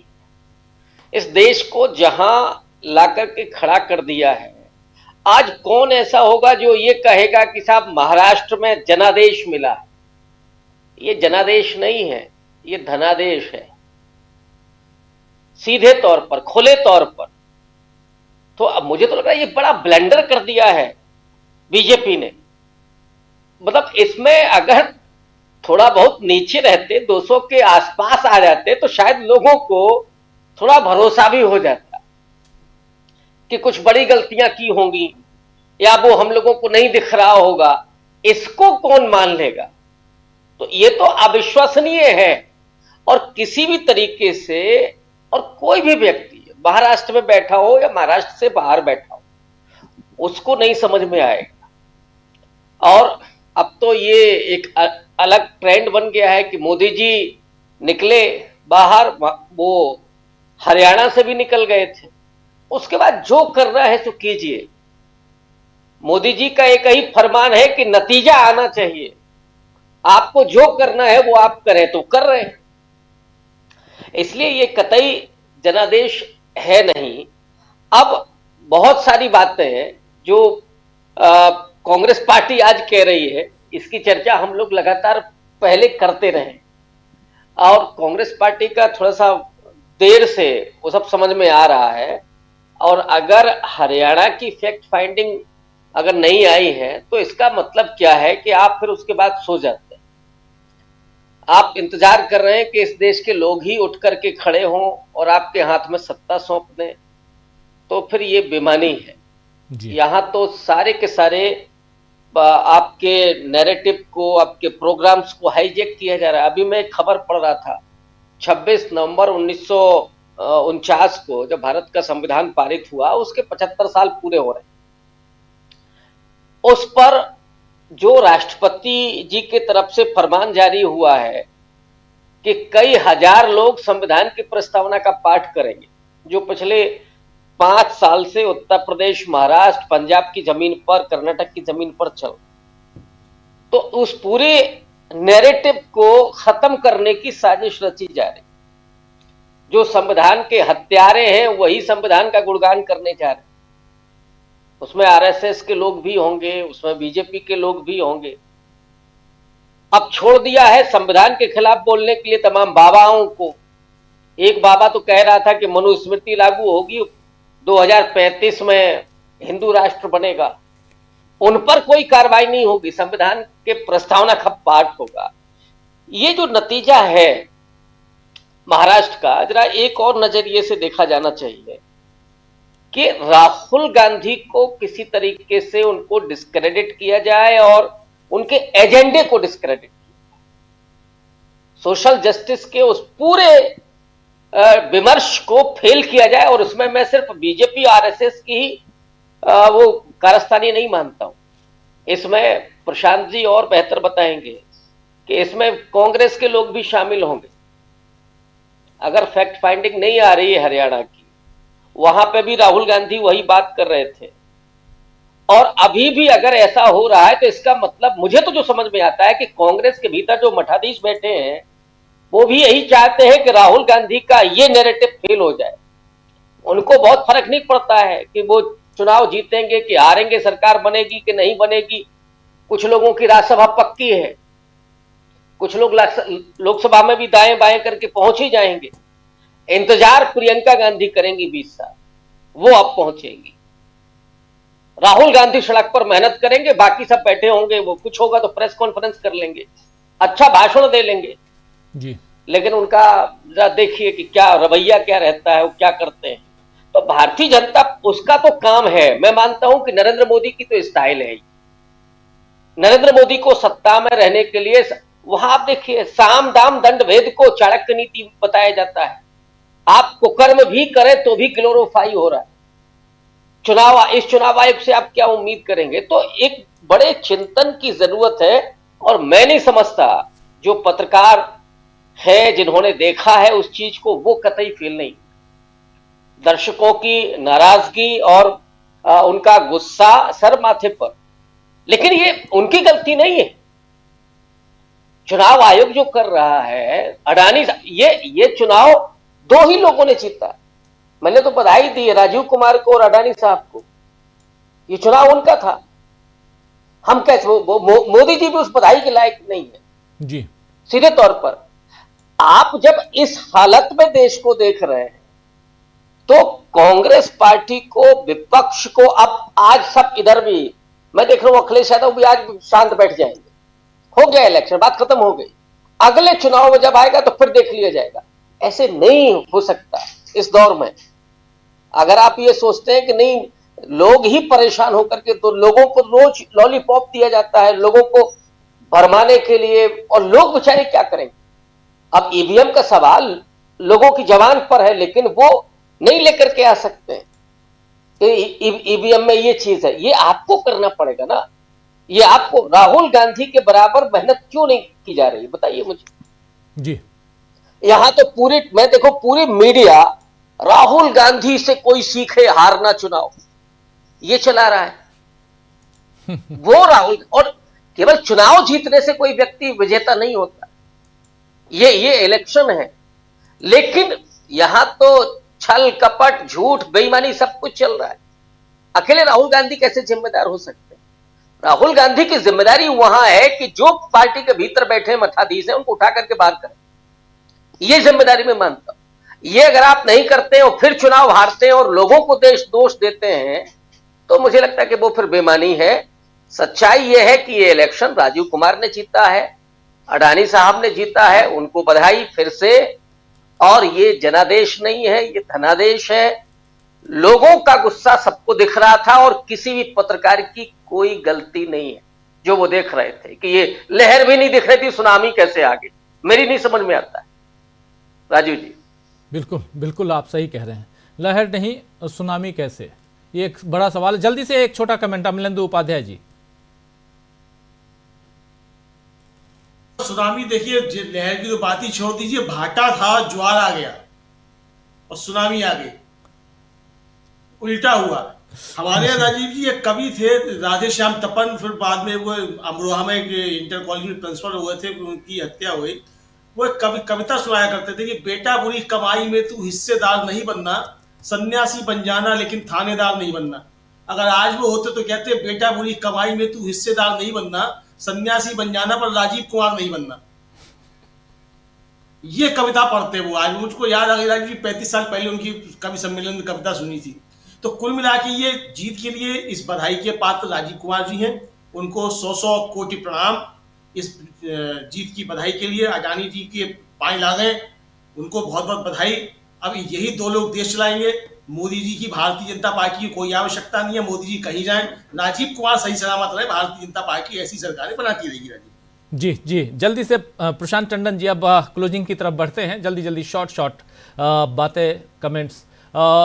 क्या आपको लगता है कि यहाँ से अब एक दूसरी धारा, और इसलिए भी क्योंकि अब इसके बाद देखिए दिल्ली का चुनाव है और अगले साल आखिर में बिहार के चुनाव हैं, यानी अगर देखा जाए तो फरवरी महीने में जो दिल्ली का चुनाव है वहाँ तक, और उससे पहले ये 4 राज्यों के चुनावों का हाल हमने देख लिया, 2-2 से अभी बराबरी का मैच चल रहा है।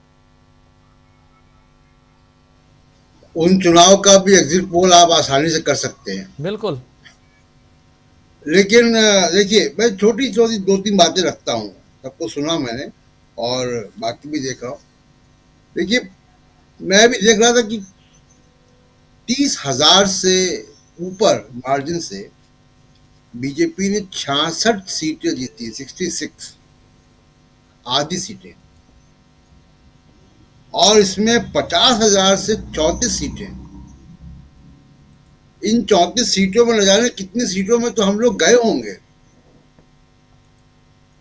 मेरा कहने का यही मतलब है राजीव जी कि अगर इतना बड़ा वो था जनादेश तो दिखना चाहिए था, हम लोगों को भी दिखना चाहिए था। एक बात। दूसरी बात कि कभी कभी कुछ जब गड़बड़ होता है, कुछ बुरा होता है, तो उसमें भी कुछ अच्छाई होती है।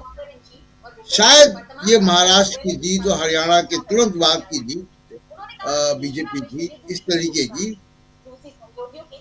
ये अपोजिशन और जनता को अलर्ट कर दे। जी, आज कांग्रेस की प्रेस कॉन्फ्रेंस सुन के ये लगा मुझको और अभी अखिलेश यादव भी यही बात कर रहे हैं।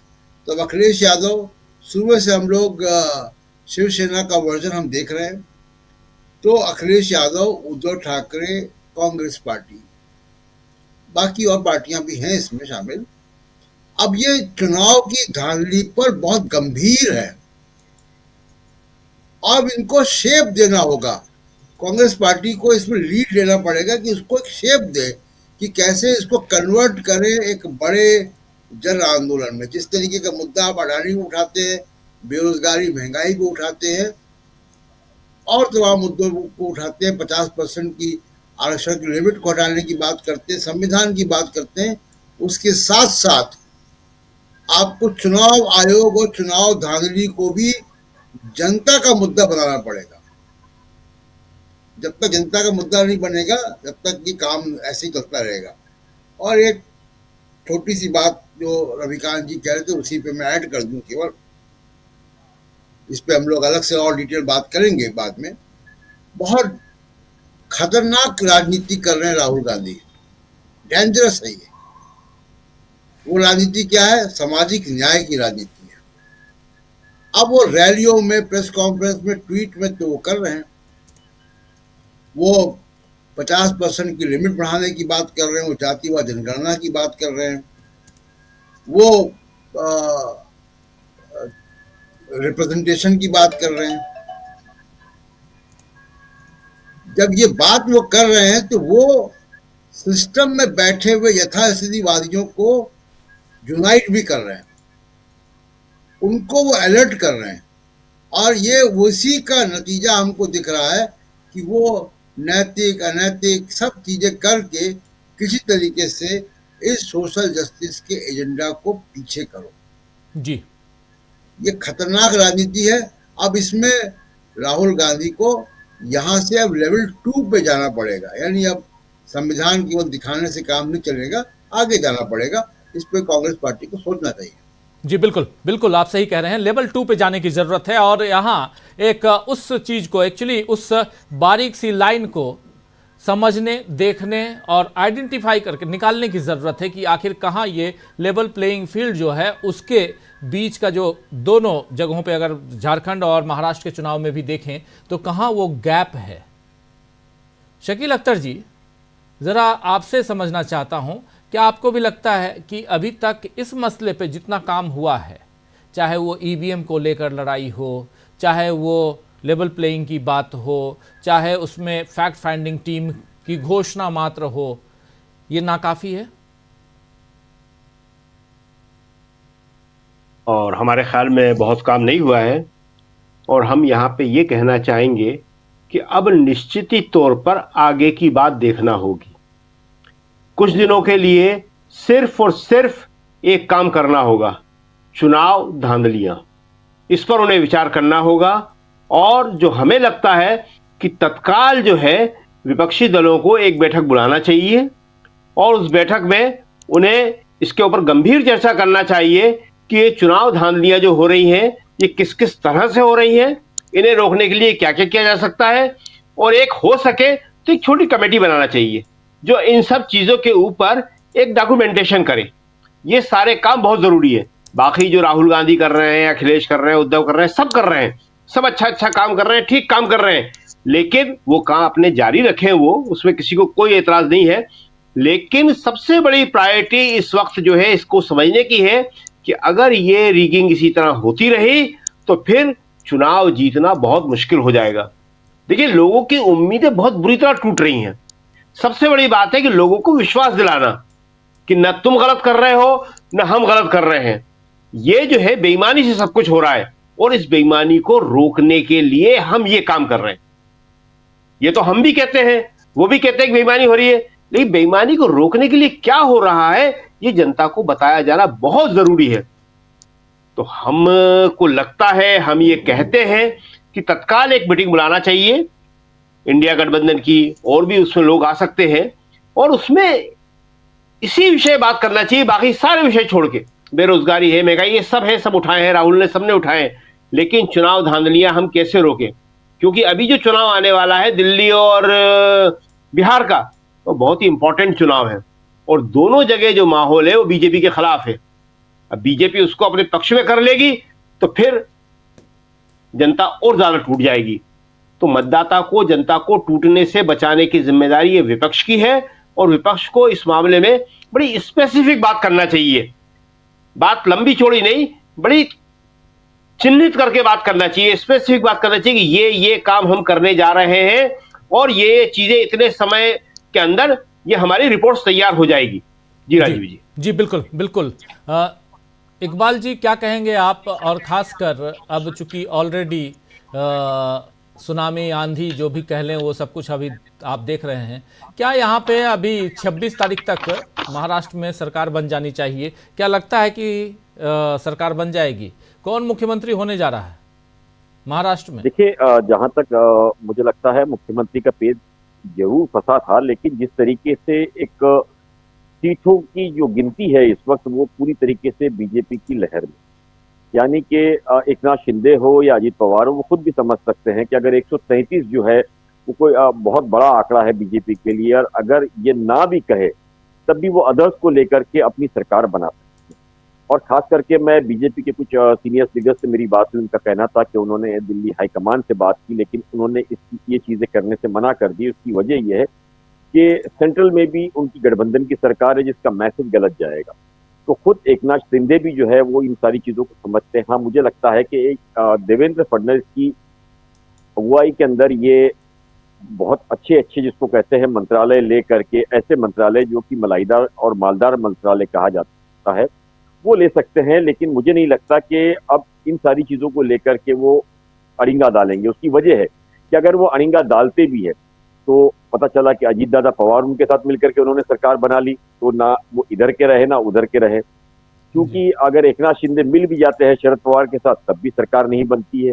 अगर अजीत दादा पवार आते हैं तो बात अलग है, जो कि नेक्स्ट टू इम्पॉसिबल है। तो ये न चाहते हुए भी एकनाथ शिंदे की अब मजबूरी है, लेकिन इस मजबूरी को वो बहुत प्यार से गठबंधन का टोला डालते हुए इसका समझौता जो है वो इस तरीके से करेंगे कि जो पिछले दिनों जीत हुई है उसके अंदर उनका एक बहुत बड़ा योगदान है, ये बताने की कोशिश करेंगे आला कमान को। और उन सारी चीजों को लेकर के मुझे लगता है कि कुछ बड़े मंत्रालय वो ले सकते हैं। साथ ही अगर हम बात करें आने वाले दिनों के अंदर कांग्रेस या उनके अलायंस की कि किस तरह उनको काम करना चाहिए, टेक्निकली मुझे ऐसा लगता है उनके पास कुछ ऐसे लोगों को उन्हें तैयार करना चाहिए जो टीम के अंदर, जो कि टेक्निकली बहुत साउंड हो, बहुत सी चीजें जानते हो। अक्सर जो आरोप आप लगा रहे हो उस आरोप का तोड़ क्या हो।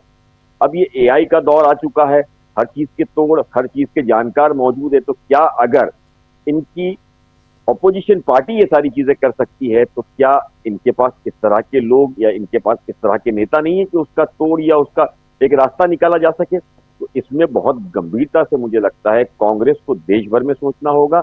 महाराष्ट्र में खास करके शरद पवार, एनसीपी और उद्धव ठाकरे शिवसेना, इनको भी सोचना होगा और मिलके कुछ ही दिनों के अंदर मुझे लगता है या 3 महीने के अंदर अब एक कॉरपोरेशन का जो इलेक्शन है वो घोषित किया जाएगा।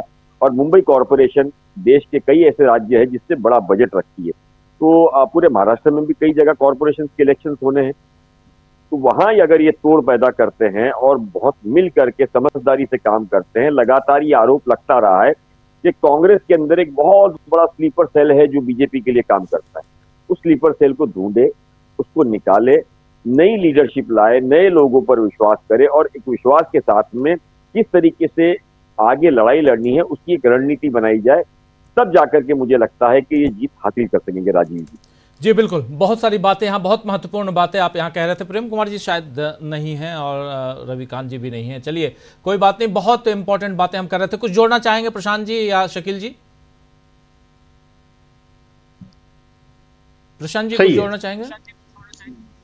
जी नहीं, बस वो बात है कि अब जो बात शकील जी ने कही है वो बहुत इम्पोर्टेंट है कि चुनाव की धांधली, और ये शब्द इसी डीबी लाइव पे हम लोगों ने बोलना शुरू किया कि ईवीएम केवल जिम्मेदार नहीं है, चुनाव धांधली पूरा एक सिस्टम है जिसमें मनी ट्रेल भी है, जिसमें मॉडल कोड ऑफ कंडक्ट कैसे आप लागू करते हैं, जिसमें इलेक्टोरल रोल कैसे बनते हैं, डिलीशन कैसे होता है डेटा का, वोटिंग परसेंटेज कैसे बढ़ाए जाते हैं पोलिंग के बाद, ये तमाम चीज़ें इलेक्टोरल रोल से लेकर और काउंटिंग तक ये जो पारदर्शिता की कमी है इलेक्शन कमीशन में, वो जो है अब इस पे नए सिरे से ऑपोजिशन के एजेंडा में ये अब होना चाहिए और अब इसको जन आंदोलन के शक्ल में होना चाहिए।